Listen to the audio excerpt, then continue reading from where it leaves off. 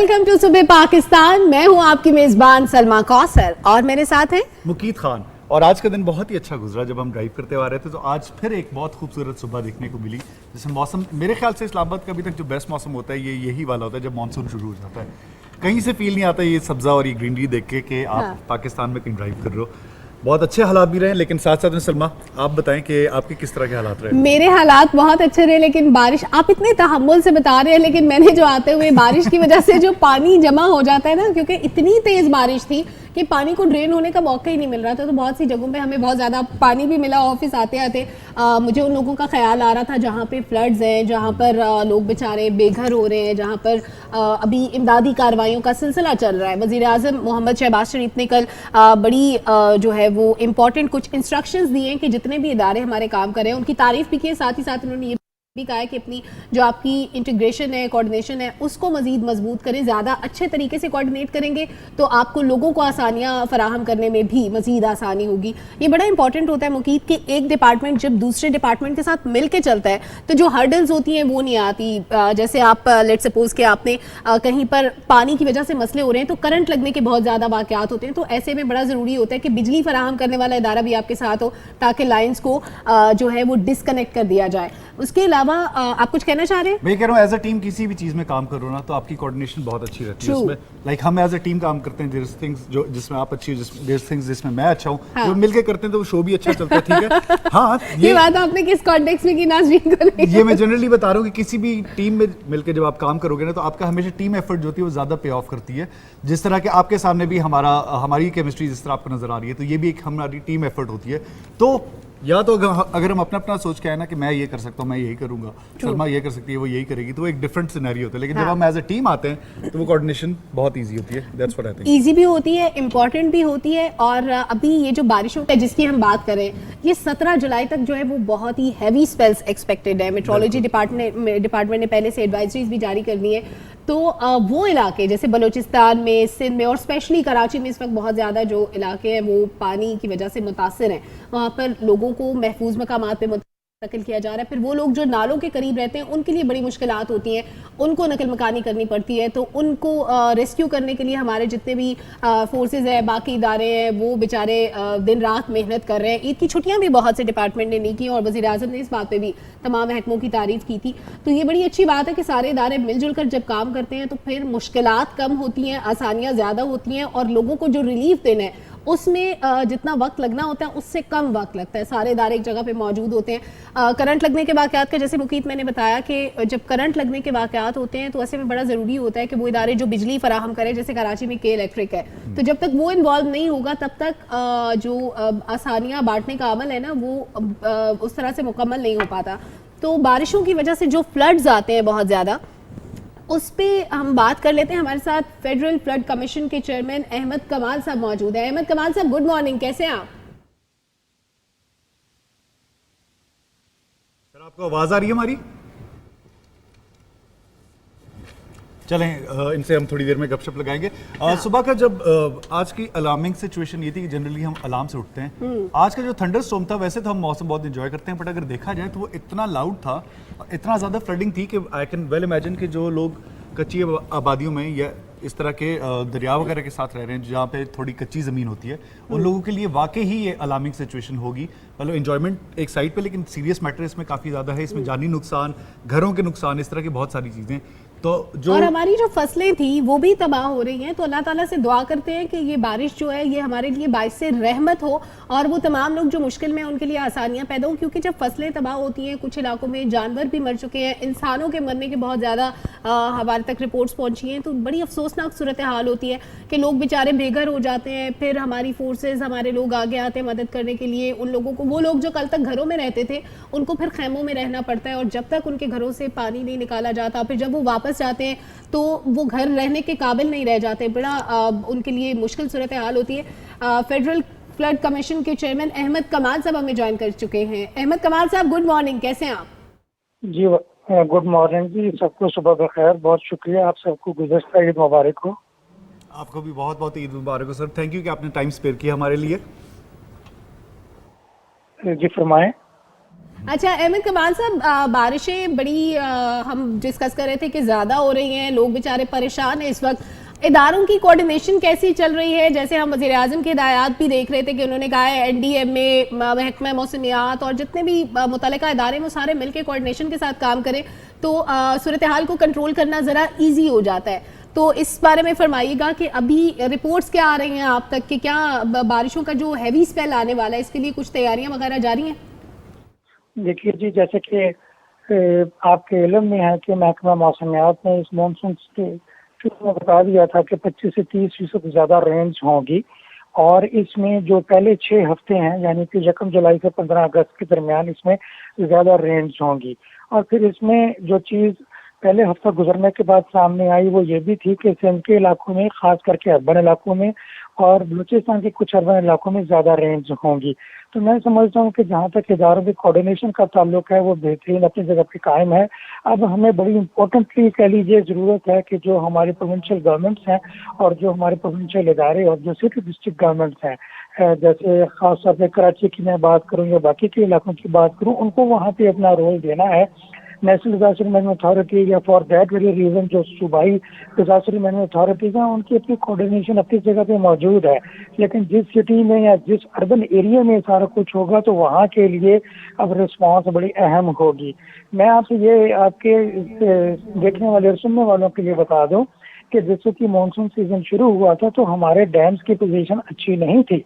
इस वक्त हमारा जो करवेला डैम है उसके अंदर पिछले आप समझ लीजिए कि 12 दिनों में तकरीबन 88 फुट पानी हमने उसमें गैदर किया है। ये चीज़ बताती है कि हमारे नॉर्दर्न एरिया से खासा वाटर का फ्लो आया है और इसमें स्नो मेल्ट भी आया है क्योंकि टेम्परेचर बहुत ज़्यादा था। इस वक्त हम पिछले साल के मुकाबले में डैम्स की पोजीशन मुस्तहकम है। पिछले साल आज के दिन तकरीबन 22 से 23% टोटल कैपेसिटी का पानी मौजूद है, जबकि आज 26 से 27% के करीब पानी मौजूद है। तो ये सारी चीज़ें हमें जहाँ पे आने वाले दिनों में पानी की दस्तयाबी के लिए तो बेहतर होंगी, लेकिन हमारे सिटी के जो इलाके हैं, अर्बन इलाके हैं, वहाँ के नुकसानात हमें बहुत हो रहे हैं, उसको बचना होगा। दरियाई निज़ाम बिल्कुल क्वाइट है, दरियाई निज़ाम में किसी जगह पे भी कोई किसी किस्म की फ्लडिंग नहीं है और तमाम इदारे खसूसन हमारे जो करबेला डैम और मंगला डैम मैनेजमेंट है वो अच्छी तरीके से काम कर रहे हैं। जितने भी हमारे हेडवर्क्स हैं, चाहे वो दरियाए चनाब पे हों जहाँ पे हों, वो हर जगह पे बेहतरीन तरीके से काम कर रहे हैं। अहमद कमाल साहब, बहुत सारा काफ़ी टाइम हो गया हम सुन रहे थे कि डैमों में पानी की जो सतह है वो कम हो रही है। तो अभी जो हालिया बारिशें हुई हैं, बहुत ज़्यादा बारिशें थी जो कि माजी में मानसून में इतनी ज़्यादा बारिशें नहीं होती थी, क्या डैमों में पानी की सतह जो है वो अपने लेवल तक बरकरार रहेगी या सैलाब आने का खतरा जो शहरी इलाके हैं उनमें भी मौजूद है? और स्पेशली अगर हम इस्लामाबाद की बात करें, नाला लई में अमूमन ये होता है कि तुगयानी आती है, वहाँ पर क्या इर्द गिर्द के एरिया सेफ हैं? इस बारे में क्या एडवाइजरीज हैं? जैसे भी आपने बात की, देखिए दरियाओं में तो इस वक्त सुकून है, कोई नॉर्मल सिचुएशन चल रही है। डैम्स में पानी का खासा कुछ मौजूद है। जो हमारा मंगला डैम है वो इस वक्त 1124 फुट के ऊपर है, जबकि 1242 फुट तक का इसके अंदर गुंजाइश है पानी भरने की। जहाँ तक करबेला का ताल्लुक है तो इस वक्त 1488 या 1486 फुट भी है, जबकि 1550 तक हम इसको भर सकते हैं। तो यहाँ पे कोई ऐसी खतरनाक फिलहाल सिचुएशन नहीं है। जहाँ तक आपने पिंडी का बात की और नाला लई की बात की, यहाँ पे पिछले रात से तक बारिश खासी हुई है और एवरेज बारिश जो अब तक है वो तकरीबन 50 मिलीमीटर है। इसमें 70 मिलीमीटर की बारिश तो तकरीबन ये जो हमारा अपर एरिया है जहाँ पे हम कह लीजिए कि पहाड़ों के दरमियान दामन में बैठते हैं, ईस्ट ओवन का इलाका, वहाँ पे बारिश हुई है। चकलाला में तकरीबन 85 से 86 मिलीमीटर बारिश हो चुकी है। नाला लई में इस वक्त प्री अलर्ट की सिचुएशन चल रही है।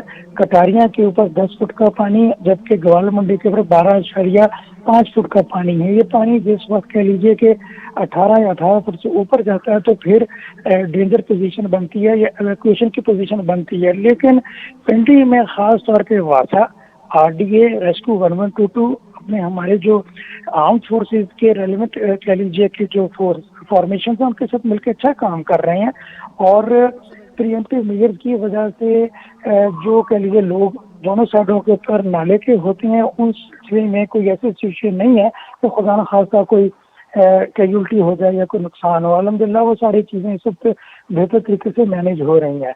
मैं रिपीट करूँगा कि हमारे वो वाले शहर, वो वाले इलाके जहाँ पे हमें अर्बन फ्लड मैनेजमेंट या अर्बन कह लीजिए कि वाटर मैनेजमेंट की ज़रूरत है, जहाँ पे पानी पिछले 2-4 दिन से बहुत ज़्यादा है और उसको हमें देखने की ज़रूरत है, तो वहाँ पे तवज्जो होनी चाहिए। वहाँ पे सिर्फ डिस्ट्रिक्ट गवर्नमेंट की प्रेजेंस और उसके साथ साथ उसके जितने भी इक्विपमेंट और बाकी की चीज़ें हैं उसका इस्तेमाल और बर वक्त इस्तेमाल होना बड़ा ही ज़रूरी होगा।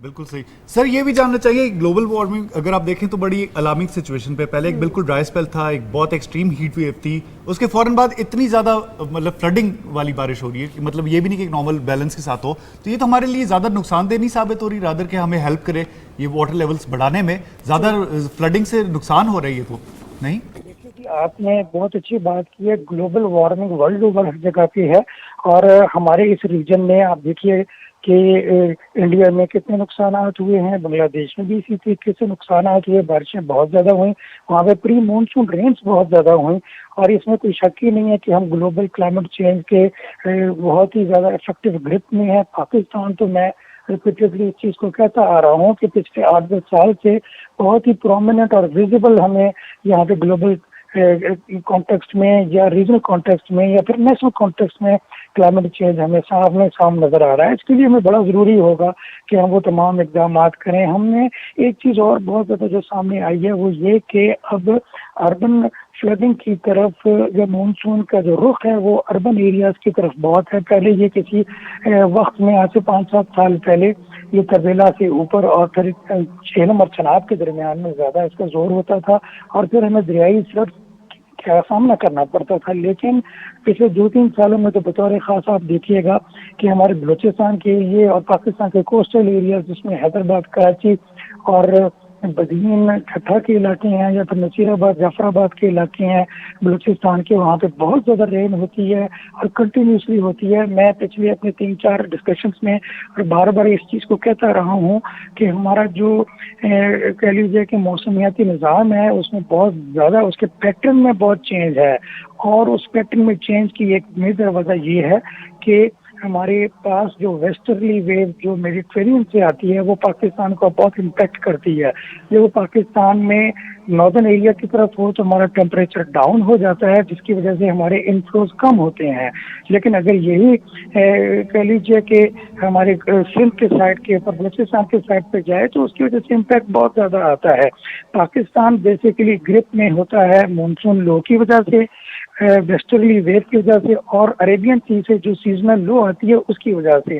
खुदा न खास्ता अगर ये तीनों निज़ाम सुपर इम्पोज हो जाएं, एक दूसरे के अगर मर्ज हो जाएं तो फिर बहुत मेजर किस्म की कह लीजिए कि डाउन पोर होती है। महकमा मौसमियात में 14, 15, 16, 17 इन दिनों के लिए खसूसी तौर पर सिंध में और सदरन पंजाब में और बलूचिस्तान में कह लीजिए कि रेनफॉल की और बाज़ जगह के ऊपर हैवी रेनफॉल की फोरकास्ट की है और इसमें उन्होंने अर्बन एरियाज और अर्बन फ्लडिंग के मामलात को भी टच किया है। मैं ये शेयर करूं आपके सुनने वालों और देखने वालों के लिए जो उनकी फोरकास्ट है उसके मुताबिक पंजाब के 22 शहर, सिंध के 22 शहर, 18 शहर बलूचिस्तान के, 26 शहर पंजाब के और तकरीबन 11 या 12 शहर केपी के हैं जो कि अर्बन कह लीजिए कि रेनफॉल के इम्पैक्ट में आएंगे। लिहाजा इन सारों शहरों के अंदर इफेक्टिवली डिस्ट्रिक्ट गवर्नमेंट को मैनेज करने की ज़रूरत होगी तमाम मामलात को। जबरदस्त, बहुत शुक्रिया अहमद कमाल साहब, आपने बड़ी डिटेल से ज्यादा इन्फॉर्मेशन हमारे नाजरीन को और हमें भी इवन दे दी है मुकीद कि हम लोग अपने आने वाले दिनों में अगर कोई प्लान्स कर रहे हैं या इवन जहां पे बारिशें हो रही हैं, जहां पर कम हो रही हैं, ज्यादा हो रही हैं, कहां पे फ्लड्स का खतरा है, सारी चीजें फेडरल फ्लड कमीशन के चेयरमैन अहमद कमाल साहब ने बड़ी तफसील से हमें बता दी हैं। तो मेरा ख्याल है इससे ज्यादा इन्फॉर्मेशन क्या होगी कि कहाँ पर पानी का लेवल कितना है और कौन से एरियाज जो है वो अंडर फ्लड आ सकते हैं। सलमा, वैसे अगर देखा जाए तो बहुत अलार्मिंग सिचुएशन है वेदर की। पहले आपको इतने एक्सट्रीम वेदर मिले कि इतनी हीट थी कि आप गाड़ी में कुछ रह जाए ना तो वो भी मेल्ट हो जाता था, और अब इतनी बारिश है कि मतलब घरों के अंदर पानी आ रहा है, घर डूब रहे हैं, बेसमेंट सबके भरे हुए हैं। तो इसका मैं कोई वेदर एक्सपर्ट नहीं हूँ, लेकिन जितना मैं जानता हूँ ग्लोबल वार्मिंग सिर्फ एक जगह पे नहीं, एक शहर में नहीं, एक रीजन में होती है पूरी, ठीक है। हाँ। तो इस रीजन में बेसिकली जो साउथ एशिया में जो हो रही है, उसमें एज अ रीजन जब हम इस चीज को रियलाइज करेंगे कि हमारी जो कार्बन एमिशंस हैं, जो कि हमारी गाड़ियों से धुएं निकलते हैं, जो हमारी फैक्ट्रियों से धुएं निकलते हैं, जो हमारी ओजोन लेयर को खराब कर रहे हैं, जो हमारे ओवरऑल एनवायरनमेंट खराब कर रहे हैं, उन पे हमें फोकस करना होगा, ध्यान देना होगा, क्योंकि ये इससे वेदर बहुत खराब होता है।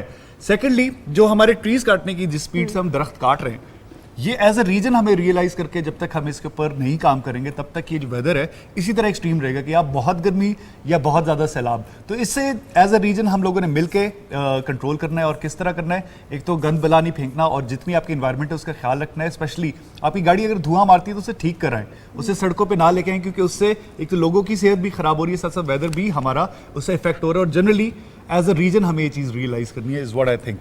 जो चीज़ें आपने बताई उसमें एक चीज़ अगर मैं ऐड कर दूं कि ये जो हमारा हेयर स्प्रे होता है, इसकी वजह से भी जो है वो हमारी ओजोन लेयर इफेक्ट होती है, तो बड़ी एहतियात करनी पड़ती है, क्योंकि ख़वातीन बड़ा डेली मेकअप में ना वो हेयर स्प्रे को बड़ा इंपॉर्टेंट समझती हैं। तो अगर आप हेयर स्प्रे का भी कोई अल्टरनेट निकाल दें तो क्या ये अच्छी बात है। जैसे मैं आपकी बातें सुन के सोच रही थी, मुकीत की बड़ी अच्छी अच्छी बातें कर लेते हैं आप, आपने पहले नहीं बताई ये सारी बातें कहा।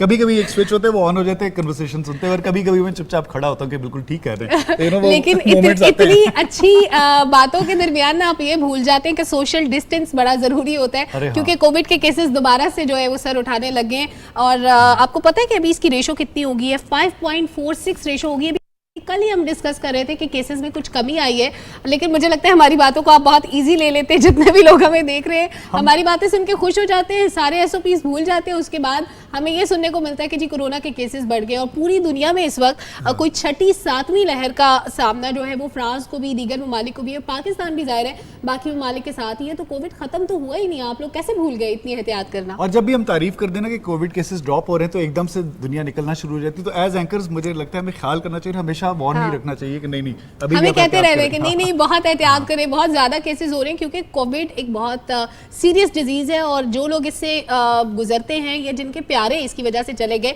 वही समझ सकते हैं कि कितनी खतरनाक बीमारी है। इसलिए अगर आप पेश की एहतियात करेंगे तो तभी आप महफूज रहेंगे। लेकिन इनको डराने के साथ साथ अपने व्यूअर्स को अच्छी खबरें भी देनी चाहिए। बिल्कुल, अच्छी खबर भी है मेरे पास। अच्छी खबर ये है कि हम रोज रोते थे कि भाई पेट्रोल की प्राइसेस बढ़ गई है, तो वज़ीर आज़म मोहम्मद शहबाज शरीफ ने ओगरा से समरी मांग ली है कि जनाब समरी दे, कितना रिलीफ दे सकते हैं आवाम को, क्योंकि आलमी मंडी में पहले $120 फी बैरल में तेल मिल रहा था, और अब ये $100 पे आ गया। तो अब इसका रिलीफ हमें भी मिलेगा, अब पेट्रोल की प्राइसेस कम होंगी। That's the good news. तो हमारे लिए रोज की कन्वेंस भी बहुत ईजी हो जाएगी। जो जनरली किराए बढ़े थे ट्रैवल करने के, वो भी बहुत ईजी हो जाएंगे। और उसके अलावा जनरली आपकी जो प्राइसेस होती हैं, जो ट्रांसपोर्ट करने की, जो सब्जियों को मार्केट तक पहुंचाने की, हर चीज़ में जो है पेट्रोल की प्राइस बहुत मैटर करती है। तो जब ये ड्रॉप होगी तो इससे फायदा ये होना है कि हर चीज़ की प्राइस जो जनरली नीचे आनी शुरू होगी, और जो जनरल महंगाई है उसमें कुछ ना कुछ रिलीफ खाली पेट्रोल में नहीं, काफ़ी चीज़ों में हमें मिलेगी। जो चीज़ें पेट्रोल की प्राइस से मुतासर होती हैं वो सब इफेक्ट होकर नीचे आएंगी। बिल्कुल, ये नहीं कि बाकी चीज़ें भी सस्ती नहीं, मैं सिर्फ बुरी खबरें नहीं बताती, मेरे पास अच्छी खबरें भी होती है। लेकिन जब मुकीत साहब बोलना शुरू करते हैं तो फिर मुझे थोड़ा सा बोलने का मौका मुझे कम मिलता है, तो मैं अच्छी खबरें छुपा के रखती हूँ कि चले मुकीत को बातें करने दें, फिर मैं आपको बताती हूँ कि मेरे पास गुड न्यूज़ क्या है। तो ये बहुत अच्छी बात है अगर पेट्रोल की प्राइसेस कम होती हैं, तो जैसे अभी मुकीत ने भी कहा, ट्रांसपोर्टेशन कॉस्ट होती है बहुत सारी चीज़ों की, वो कम होती है, तो ओवरऑल जो एक इन्फ्लेशन की वेव होती है उसमें भी कमी आती है। यानी कि अगर आप इसको रेशो के हिसाब से भी देखें किस चीज़ की प्राइस कितनी बढ़ रही है, तो एक एक चीज़ में आपको रिलीफ मिलता है। तो ये जो रिलीफ होता है ये इसलिए नहीं होता कि आप बैठ के खाते रहे सिर्फ, क्योंकि आपने कुछ ना कुछ काम भी कर, और अगर आपको कोई काम नहीं है मुकीत की तरह, आपने सिर्फ खड़े रहना है, तो बेहतर है कि आप एक्सरसाइज कर ले। ये नहीं करना कि आप और अगर आप लोग कभी नोटिस करें तो हमेशा खाने की बात सलमा करती हैं, मतलब एक्सरसाइज पे आने से पहले खुराक की बात होनी बड़ी जरूरी होती है। खाने की बात मैं करती हूँ और एक्सरसाइज की बात हमेशा मुकीत करता है। लेकिन होता क्या है कि जब आप बैठ के खाते रहते हैं तो आपका पेट निकल आता है, आपके ये चीक्स चबी हो जाते हैं, कोई कहता है यार मेरी डबल चिन हो गई है, क्या करें। और एक्सक्यूजेस क्या होते हैं, मैं नॉर्मली वैसे क्या कहती होती हूँ? मैं तो यूजुअली कहता हूँ कल से इंशाल्लाह हम जिम जाएंगे, तो मोस्ट कॉमन ये आप क्या कहते मैं भी यही कहती हूँ कि भाई कल से, यार इंशाल्लाह मैं कल कहती से। हूँ कि यार अगर घर में एक्सरसाइज करनी है, क्या एनवायरनमेंट नहीं है, कैसे करें, मशीन्स नहीं है, एक चेयर पे बैठ के थोड़ी पेट निकलता रहता है, एक्सरसाइज होती नहीं है। नॉर्मली लोगों का यही मसला होता है। अच्छा, घर में जब लॉकडाउन हुए थे उस वक्त मैंने जाके डंबल्स और बारबेल्स वगैरह उठाई थी, तो जब मैंने स्टार्ट किया मैंने रियलाइज किया घर में वो मोटिवेशन आपको नहीं मिलती, क्योंकि वेट्स बार बार चेंज करना, जिम में कन्वीनियंट होता है, सारे वेट्स आपके सामने होते हैं तो क्विक हो जाता है। घर में वो जो आपके विद इन सेट्स जो आपका गैप आता है ना, वो बहुत तंग करते हैं, तो आपकी मोटिवेशन उससे किल होती है। लेकिन ऐसे भी लोग हैं जो सिर्फ होम वर्कआउट्स करते हैं और उन्हें ना वेट्स की जरूरत होती है ना किसी चीज की, बॉडी वर्कआउट्स करते हैं, और भी बहुत सारे तरीके हैं जो कि सलमा बताने वाली है। बिल्कुल, मैं तरीके आज से शेयर करूंगी। वकीत ने कहा मोटिवेट होना जरूरी होता है, तो मोटिवेट होना जब जरूरी होता है तो एक्सरसाइज लाजमी करनी पड़ती है। No excuses. वो लोग भी एक्सरसाइज कर सकते हैं जिनके पास सिर्फ एक टेबल हो ना, वो जिसने काम करना होता है वो ज़रूर कर लेते हैं। हमारे साथी एंकर मोहम्मद शुएब, एक सेगमेंट उन्होंने रिकॉर्ड किया है हमारे लिए। वो जनाब आपने कैसे एक्सरसाइजेस करनी है वो आपको बताएंगे, तो शुएब की तरफ चलते हैं।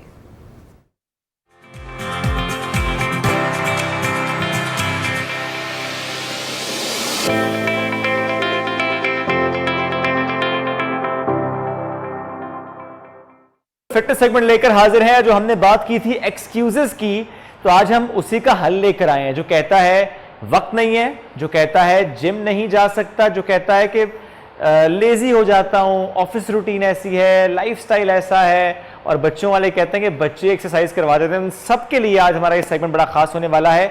एक्सक्यूज का हल क्या है, और इसकी बात करने के लिए अवैस खान अफरीदी फिटनेस ट्रेनर साथ मौजूद हैं, और हम आए जिम में और कराएंगे जरा एक्सरसाइज आपको भी, और देखते हैं कि कितनी क्विक, कितनी स्मूथ और कितनी सहूलत के साथ आज हमें एक्सरसाइज करानी सिखाई जाती है। अस्सलाम वालेकुम जी, कैसे हैं?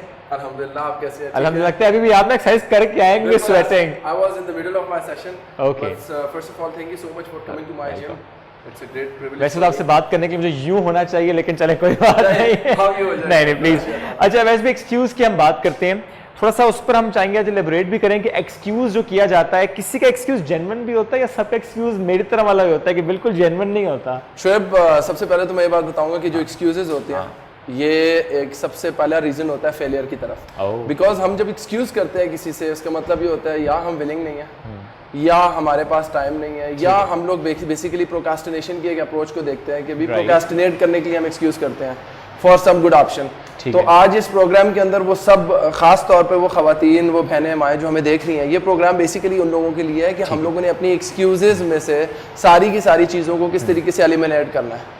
जैसे कि बात हो रही थी शो पे, बिल्कुल, तो उधर बात हो रही थी कि एक्सरसाइजेस की कि इन लोगों को करके बताएं। बिल्कुल। सो फॉर दैट रीजन मेरे ख्याल में this is the best time कि जहाँ पे इन लोगों को हम रिलेट कर सकते हैं, और जो देखने वाले हैं उनको हम पॉसिबल उसके alternative modified exercises with the help of these small box, जिसको अच्छा, इसको हम यूं कंसीडर कर लेते हैं। फॉर एग्जांपल, घर में सुनने वाली खवातीन, अगर ऐसी कोई स्पेस नहीं है, ज़रा जिम का एटमॉस्फेयर नहीं है, तो ये आप समझें कि एक कुर्सी है जिस पर बैठ सकते हैं। ऐसा ही है? बिल्कुल ऐसे ही है।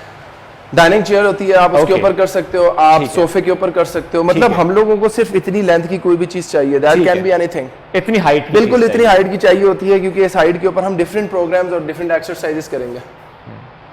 ठीक है, चलें अब इस पे हम स्टार्ट करते हैं एक्सरसाइज। स्टार्ट करने से पहले शोएब, आई जस्ट वांट कि मैं डेमोन्स्ट्रेशन देने से पहले थोड़ा सा मैं बता दूं कि हम करने क्या जा रहे हैं। मैंने पूरी की पूरी बॉडी को बेसिकली 3 हिस्सों में डिवाइड किया था। मैंने कहा था अपर बॉडी है, मेरी मिडिल बॉडी है, मेरी लोअर बॉडी है।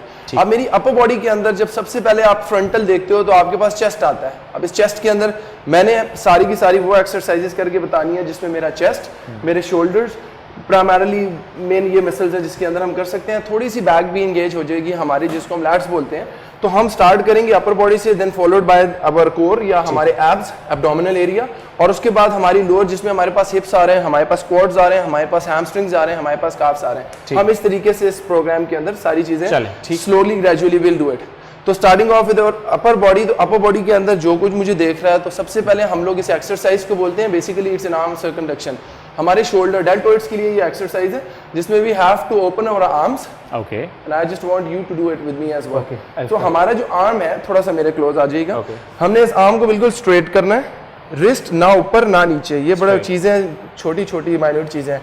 इस जॉइंट से आपका सारा का सारा थ्रस्ट फील होगा and you have to basically make circles. Just consider कि ये एक पेन है और ये बोर्ड है, इस बोर्ड पे हमने सर्कल्स बनाने हैं। बहुत ग्रेजुअल सर्कल्स होंगे। सो हम इसको 2 मोशंस में करते हैं, दोनों हाथों को आप साथ कीजिएगा। इसको हम क्लॉकवाइज एंटी क्लॉकवाइज सर्कमडक्शन बोलते हैं, which is directly you are hitting your shoulders. देखिए बड़ा सर्कल हम जब बनाएंगे, अपनी गर्दन को बिल्कुल रिलैक्स रखिएगा, अपने बॉडी पोस्चर को बिल्कुल रिलैक्स रखिएगा। इनहेल एक्सहेल साथ साथ कीजिएगा। इवेंचुअली यू विल फील कि आपके 10-12 रेपिटेशंस के बाद यू विल फील इन जगहों पे आपको फील हो रहा है। तो बेसिकली आप क्लॉकवाइज के 10 सर्कल्स करेंगे। Okay 1, try to make some big circles, जितना बड़ा बना सकते हैं बिल्कुल आराम से। देखने वाले इस चीज का बहुत ध्यान कीजिएगा कि आपका ये जो मसल होता है बहुत ज्यादा वीक होता है, तो हम लोगों ने जर्क या किसी किस्म की तेज मूवमेंट से अपने आप को हर्ट नहीं करना। 10 क्लॉकवाइज कर लिए, 10 एंटी क्लॉकवाइज कर लें, ये हमारा एक सेट होगा। बड़ा सर्कल आप बनाइएगा। 2, गर्दन बिल्कुल relax, inhale exhale, you need to breathe. ये तो पहले एक्सरसाइज मुझे थका देगी वैसे। So just make like 10 circle clockwise, 10 anti clockwise. हमने ये पहला सर्कल किया जिसकी वजह से हमारे डेल्टॉइड जो अभी इसी के बाद जो हमारी सेकंड एक्सरसाइज आएगी उसमें we have to make small circles. 1 2 3 4 5 6। ये मोशन जितना स्लो होगा उतना ज्यादा बर्न फील होगा हमें अपने शोल्डर्स के अंदर, और उतनी इफेक्टिव होगी एक्सरसाइज। देन ऑपोजिट डायरेक्शन, अब हम क्या कर रहे हैं, इस डायरेक्शन से अपने शोल्डर्स को हिट कर रहे हैं। अब हमारे शोल्डर्स इन्वॉल्व हो रहे हैं और हमारी ये मोशन जो है, और देखिए इसके लिए हमें किसी वेट मशीन की चीज जरूरत नहीं है, आपको किसी वेट मशीन की जरूरत नहीं है। घर में आपके पास डंबल्स नहीं है तो आप किसी भी वाटर बॉटल के 2 इक्वल वेट के साथ वाटर बॉटल्स पकड़ सकते हैं। You can carry anything of equal weight, कि आपका राइट और लेफ्ट में इक्वल है। जैसे 1 लीटर की बॉटल पकड़ी, 1 लीटर की बॉटल पकड़ी और उसके साथ किया, या आधा लीटर की बॉटल पकड़ी तो इस हाथ में भी आधा लीटर की बॉटल पकड़ी, साथ किया।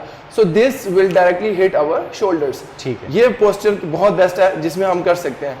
थर्ड एक्सरसाइज हम करते हैं कि हम अपने थंब को अपने शोल्डर्स पे रखते हैं, कंसिडरिंग कि हमारी जो एल्बो है इससे हमने सर्कल बनाने हैं क्लॉकवाइज। 1 2 3 4 5। देखिए अभी आप तेज कर रहे हैं, ये बहुत गलत है। जब हम फास्ट करते हैं तो we can not feel the burn, we just need to feel the burn. 10 repetitions करें, नो मैटर व्हाट, आप आराम आराम से करो। आप 5 कर सकते हो, 5 करो। ठीक है, उसके बाद ऑपोजिट डायरेक्शन में करो। 1 2 3 4 5 6। Let's 10 on 10। आपने एक सेट किया जिसमें 10 रेपिटेशन क्लॉकवाइज, 10 एंटी क्लॉकवाइज, इस तरीके से आपने अपने शोल्डर्स को किया। अब हम लोग घर पे हैं, हम लोगों ने 3 एक्सरसाइजेस कर ली। Big circles, arm circumduction, small कर लिया, हम लोगों ने एल्बो सर्कल्स कर लिए, clockwise anti clockwise. The fourth exercise which will directly hit our shoulders, we need to consider कि सामने एक तार लगी हुई है और उसके ऊपर से हम कुछ उतार रहे हैं। 1 2, you just need to grab that thing. 3 4 5 6 7 8 9 10। Okay, आप थोड़ा मेरे क्लोज आइए। That's it. अब आपने ओवरहेड एक रोप है उसमें से उतारना है। 1 2 3 4। अच्छा कीजिएगा, पूरा स्ट्रेच कीजिएगा। 5 ऊपर ग्रिप कीजिएगा, ग्रिप नीचे लाइएगा, इस हाथ से कीजिएगा। So you should touch your thumbs और your shoulders. Look at me. 1 reach out, 2 reach out. So 10 repetitions हमने फ्रंट के किए, 10 हमने ओवरहेड किए। ठीक है, आप 4 सेट्स करते हो, 3 सेट्स करते हो, डिपेंडिंग ऑन द पर्सन। आप जो सुनने वाले हैं, आप लोग अपनी पोजीशन और कंडीशन को मेरे से ज़्यादा जानते हैं। अच्छा, बिल्कुल। अपने एनर्जी लेवल्स को, अपने ताकत को खुद ही से कंसिडरेट करें और आप ये देखिए ईगो लिफ्टिंग नहीं करनी। ये पहली दफा जो कर रहे हैं, आज जैसे स्टार्ट किया वो भी इसी तरह 10 पहली दफा जो कर रहे हैं, रिकमेंडेशन यही है कि take small baby steps. Why? Because जब आप अपना माइलस्टोन अचीव करते हो या किसी टारगेट की तरफ जा रहे होते हो तो आप छोटे बेबी स्टेप से चलते हो। And this we can do without stretching? Yes, नहीं, we can do stretching in other episode. We will discuss कि हमने स्ट्रेचिंग कैसे करनी है। प्राइमरीली इसमें हम एक्सरसाइज को कर रहे हैं कंसीडर। ठीक है, हम नेक्स्ट सेगमेंट के अंदर अपनी स्ट्रेचिंग्स का बताएंगे कि वार्म अप्स हमने किस तरीके से करने हैं, वो हम नेक्स्ट उसमें एलैबोरेट करेंगे। आई जस्ट वांट कि मैं full body workout at home. ठीक है, क्योंकि हमारा core primarily focus is just to give them excuse का एक रेमेडी है, उसको हम लोग उसके अल्टरनेटिव दे रहे हैं। ठीक है, तो जब मैंने ये कर लिया, मैंने रीच आउट्स कर लिए, तो मेरा shoulder deltoids is all pumped up. तो इट्स वेरी वेल कि हमारा ब्लड का फ्लो आ गया और हमें अपने शोल्डर्स में एक स्ट्रेस सा फील होगा। So that is very good. आपने मुझसे क्वेश्चन किया था कि जो बिगिनर्स हैं वो क्या करें। बिगिनर्स अपने 5 रेपिटेशन क्लॉकवाइज एंटी क्लॉकवाइज मतलब 10 का एक सेट बनाएं, जो इंटरमीडिएट हैं they can make up till 20, मतलब 10 क्लॉकवाइज 10 एंटी क्लॉकवाइज, और जो प्रो हैं जिनको लगता है कि उनकी मोबिलिटी और एक्टिविटी बहुत ज्यादा है, so they can move up to like 30 repetition clockwise, 30 anti clockwise, और इट कैन बी 25। हमने 4 एक्सरसाइजेज इनको बता दी, तो ये मेरे शोल्डर्स को हिट कर रही है ऑल टुगेदर, और इसके बाद हम लोग फील करेंगे कि there is a little bit of stress और ये अपने शोल्डर्स के अंदर। बिल्कुल सही है। मूविंग ऑन टू चेस्ट, जो लोग मुझे देख रहे हैं मैं उनको दोनों तरीकों से, हमारे 3 लेवल्स होते हैं, एक होता है बिगिनर, एक होता है इंटरमीडिएट, एक होता है एडवांस, तो मैं तीनों लेवल्स के ऊपर जाके आपको अपनी चेस्ट के बता देता हूँ कि हम लोगों ने किसी भी बेंच के ऊपर या कुर्सी के ऊपर या किसी भी सेफ जगह पे कि वो ड्रैग ना हो, इंजरी ना हो, बिकॉज आप प्रोन हो जाते हो इंजरी की तरफ, तो हम इसको कंसिडर कर रहे हैं कि मैं सबसे पहले बिगिनर्स लेवल से स्टार्ट करूंगा। बिगिनर लेवल के लिए अगर आप लोगों ने अपने चेस्ट को मूव ऑन करना है तो अपने चेस्ट को स्ट्रेस हम किस तरह दे सकते हैं, हम किसी भी जगह पे हम हाथ रख के चेस्ट उठा के अपने ग्लूट्स को अपने हिप्स को ऊपर रखेंगे, इसको शोल्डर लेंथ पार्ट ओपन किया और 1 ओके 2 3 4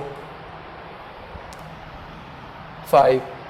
अब देखिए आपके शोएब जितनी भी मूवमेंट है आप नोटिस कीजिएगा, as a trainer I am telling you this कि आप बहुत फास्ट करते हो। ओके हर बिगिनर जब वो एक्सरसाइज की तरफ आ रहा होता है तो उसको इस चीज़ का पता नहीं होता कि हम लोगों ने basically mind muscle chemistry generate करनी होती है। ये मोशन जो है इसेंट्रिक या डिसेंट्रिक जितना स्लो होगा, जितना फोकस्ड होगा, उतना ज़्यादा बर्न फील होगा। तो आप इस मोशन को बजाय इसकी कि मैं ऐसे ऐसे करूं, मैं अगर इसको चेस्ट को स्क्वीज करूंगा ऊपर और नीचे जाते हुए होल्ड करूंगा तो मैं ज्यादा फील करूंगा। यू कैन ट्राई इट, आप 10 रेपिटेशन करो, you will feel burn in your basically pectoral muscle में, आपके चेस्ट के ऊपर फील होगा stress. 1 2 keep it slow, focus on your chest. जब आप यहाँ आते हो तो यहाँ आके आपने चेस्ट को स्क्वीज करना है, यहाँ पे आपने होल्ड करना है, यहाँ आपने स्क्वीज करना है, स्क्वीज करेंगे, वेरी वेल डन, होल्ड करेंगे, यहाँ स्क्वीज करेंगे। अब ये स्क्वीज वाला पीरियड आप जितना मैक्सिमाइज करेंगे उतना ज़्यादा ब्लड का फ्लो आपके चेस्ट में फील होगा।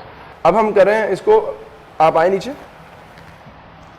होल्ड, आराम से ऊपर आइए।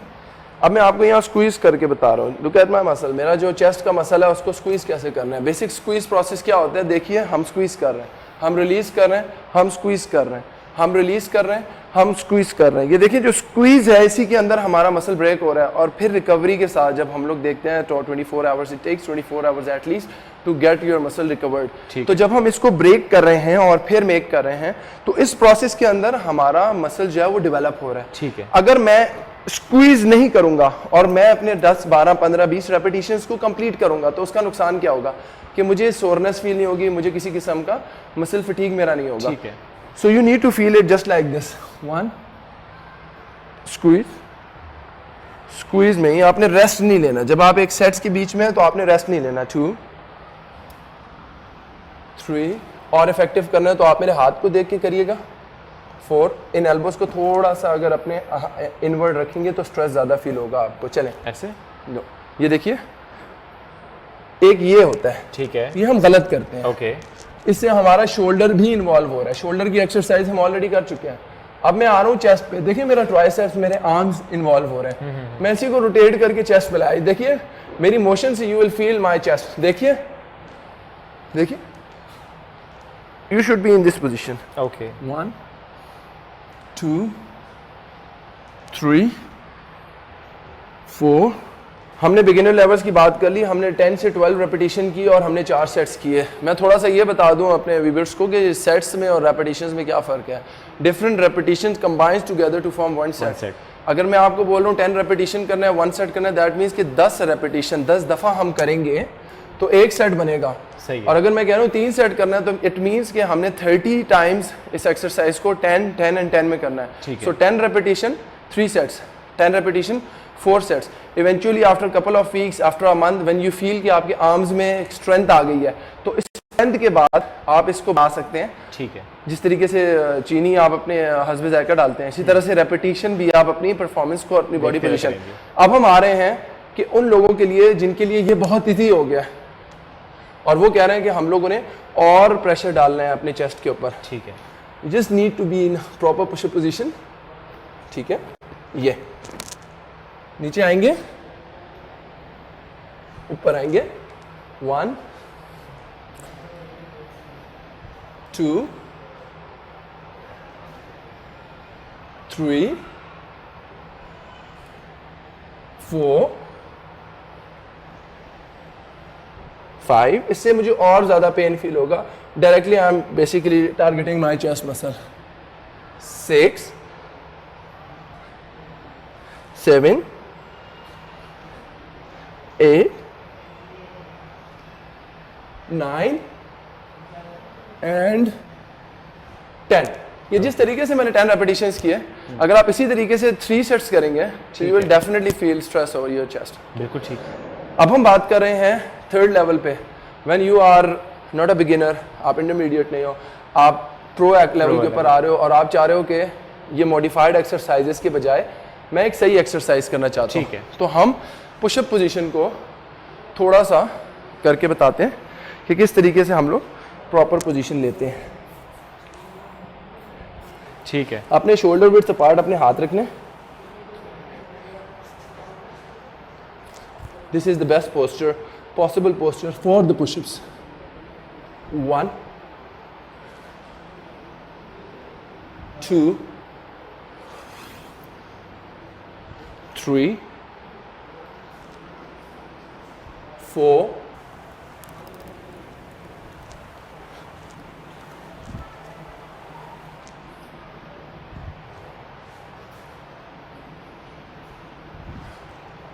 So that is how we do push-ups. ज़बरदस्त। ड्यूरिंग योर पुशअप्स, उससे पहले जब हम भी एक्सरसाइज कर रहे थे तो आपने ब्रीदिंग का बड़ा फोकस किया कि बिल्कुल। Breathe in and breathe out, को टेक्निक है, साइंस है। बिल्कुल, ब्रीदिंग की टेक्निक वो आपकी एफिशिएंसी को और आपकी इफेक्टिवनेस को बहुत इंप्रूव कर देती है। ठीक है। तो मैं लेमैन के लिए सिंपल करके बताता हूँ कि प्रोसेस क्या होता है। आपकी बॉडी पे जब भी प्रेशर आ रहा है, जिस टाइम आपकी बॉडी पे प्रेशर आ रहा है, ठीक है, शुएब, उस टाइम में हम लोगों ने एक्सहेल करना है। सही है। और जिस टाइम आपकी बॉडी रिलैक्स हो रही है, उस टाइम आपने इनहेल करना है। ठीक है। अब आप ये देखिए कि पुशअप करते हुए मेरा प्रेशर हमेशा बॉडी को पुश करते हुए आता है, सही है। तो मैंने पुश करते हुए एक्सहेल करना है ठीक है। और अपनी इनहेल। ठीक है। ओके, तो तो इससे आपकी परफॉर्मेंस बहुत अच्छी हो जाएगी। ठीक है। क्योंकि उससे आपकी एफिशिएंसी भी इंक्रीज होगी और आपको खुद ही से कनेक्टिविटी आएगी, बिकॉज मसल माइंड केमिस्ट्री है। तो इस तरीके से we can connect with that exercises whatever we are doing. Because इसका मतलब है कोई भारी सामान उठाते हुए आपने, बिल्कुल, जब आप भारी सामान उठा रहे हो ओके, तो अपने कोर को आप टाइट कर लोगे, just like I am punching you, तो आपने टाइट किया है। Yes. इस पोजीशन में आप टाइट रखोगे। ठीक है, और टाइट रखे हुए उठाओगे और जब आप रिलैक्स करोगे ओके, तो रिलीज करोगे। हम डेडलिफ्ट करते हैं इस तरह। ठीक है, पोजीशन बेसिकली मैं बता दूं। ओके, कोर को लॉक किया, कोर को लॉक करने के बाद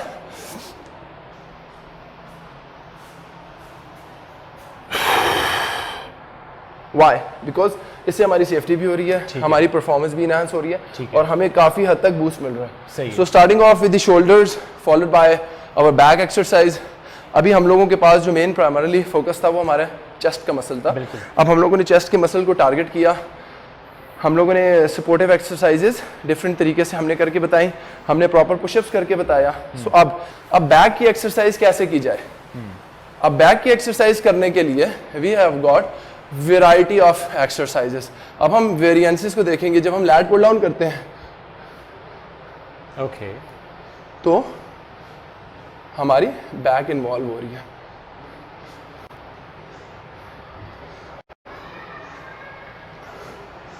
और एंगल इसमें भी एंगल भी इसमें हमें किसका ध्यान रखना है कि जिस टाइम में हम लोग बैक को कर रहे हैं फोकस, तो हमारे माइंड में हमारा बैक का मसल होना चाहिए। ठीक है। हमने स्क्वीज भी इसी को करना है। Look, okay, squeeze, squeeze, right, squeeze, squeeze.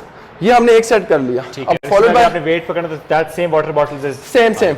अब हम लोग क्योंकि जिम में नहीं है, ठीक है, हम प्रोग्राम कर रहे हैं उन लोगों के लिए जो घर में कर रहे हैं। बिल्कुल। तो घर में करने वालों के लिए हम लोग किसी भी किस्म की बॉटल या सपोर्ट पकड़ के अपने हाथ में, ओके, हम रख सकते हैं नीचे। And this is for wings, this is for back, back के लिए। बिल्कुल विंग्स आप बोल दो, लैट्स बोल दो, ठीक है। ये इसमें हम लोगों ने अपने ग्लूट्स, अपने हिप्स को और अपनी बैक को स्ट्रेट रखना है, फ्रंट नीचे होना है। और ये हम लोगों की जो भी चीज़ है, whether it's a bottle, whether anything, कोई किताब हो सकती है, कोई भी बैलेंस चीज़ हो सकती है, इसको अपने अपने बेली बटन तक लेके आना है, ठीक है, और वापस रखना है। 1 2, you have to push your glutes hips outward, ठीक है, just like that. आगे देख के बिल्कुल ठीक। इसी तरह हम स्विच करेंगे और दूसरी साइड को करेंगे, दूसरी साइड से भी हम लोग इसी तरीके से करेंगे। ओके, चलिए इस सेगमेंट को मैं वाइंड अप करना है। वैसे अभी हम लेग्स रह गई, अभी हमारे पास 2 चीजें रह गई। हमारा अपर बॉडी इवेंचुअली हो गया, ठीक है। आर्म्स का हम लोगों ने कर लिया कि हम लोग किसी तरीके से बाइसेप्स, उन्हीं बॉटल्स को single arm set, single arm 20 repetition, 10 by this hand, 10 by this hand, और अल्टरनेटिव व्हाटएवर सूट्स अस, ठीक है। ट्राइसेप्स की बात आ जाती है, उसी बॉटल को आप चेयर पे बैठ गए, पकड़ के सिंगल आर्म के साथ करो, it will hit your tricep. इसी तरह ट्राइसेप्स, वैसे तो बहुत सारी एक्सरसाइज है, मेरा दिल चाह रहा है कि मैं इसे एक छोटे से प्रोग्राम में लेकिन आज सब कुछ बता दूं, हमारी लेकिन we have limited time and we are short of time. तो हमने आज चेस्ट का जिक्र किया, हमने शोल्डर्स का जिक्र किया, हमने बाय का किया, हमने ट्राई का किया, पॉसिबली अपर बॉडी में यही आता है। एब्स की तरफ आ जाते हैं क्विकली। बिल्कुल, हम एब्स की तरफ आ रहे हैं। अब हम लोगों ने एब्स के अंदर, जो मैं यूजुअली अपने क्लाइंट्स को बताता हूँ, क्योंकि आप लोगों ने घर पे एक्सरसाइज करनी है, so we have to focus on 5 to 6 exercises, ठीक है। स्टार्टिंग ऑफ अपने एब्स की कोई भी एक्सरसाइज करने से पहले प्लीज आप लोग अपने एब्स को पहले प्रॉपर तरीके से वार्म अप करो, ठीक है। बिकॉज इवेंचुअली जब आप फौरन अचानक से क्रंचेज या हाफ क्रंचेज या सिटअप्स पे आते हो, तो आपको किसी किस्म के पेट के मसल्स के ऊपर आपको बहुत एक डिफरेंट मतलब एक एक्सपीरियंस होता है आपके लिए, because they are very critical and very very what you say, बहुत ही एक खतरनाक किस्म की एक एक्सरसाइज है, बिकॉज आपकी बैक भी इन्वॉल्व है इसके अंदर।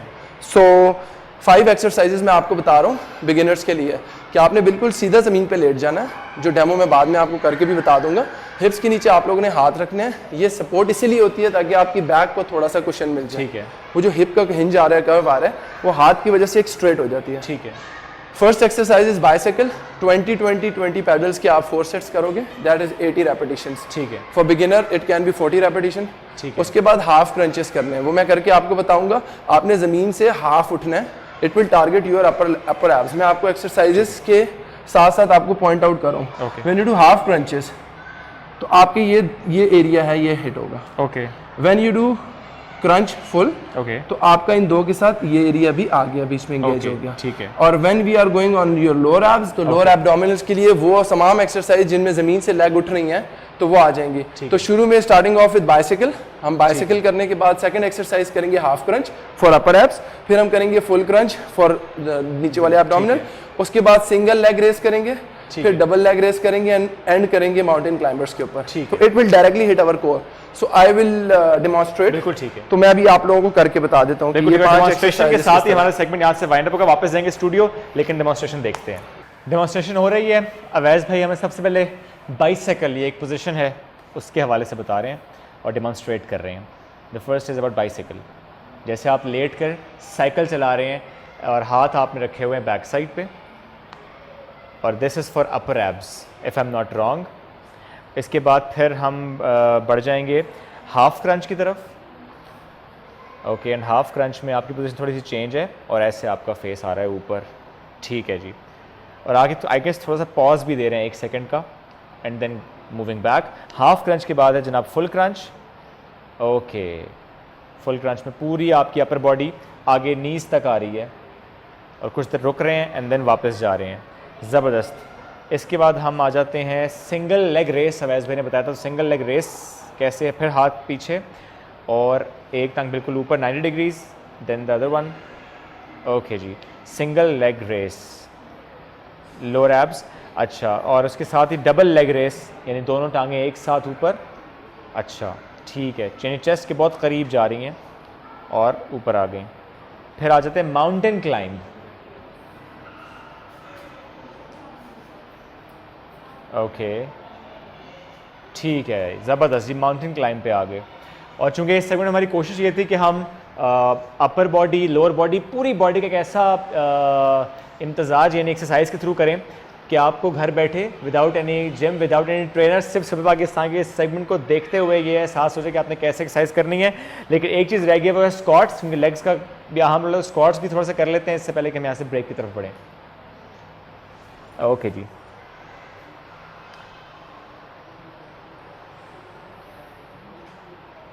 ठीक है।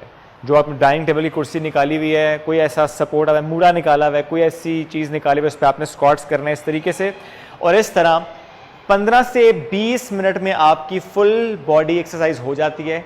अब आपने एक्सक्यूज़ नहीं करना, तरीक़ेकार बता दिए, ब्रीदिंग पैटर्न्स बता दिए हैं, गलतियाँ क्या होती हैं सारा कुछ बता दिए। तो इस सेगमेंट बड़ा खास है, अपलोड भी करेंगे।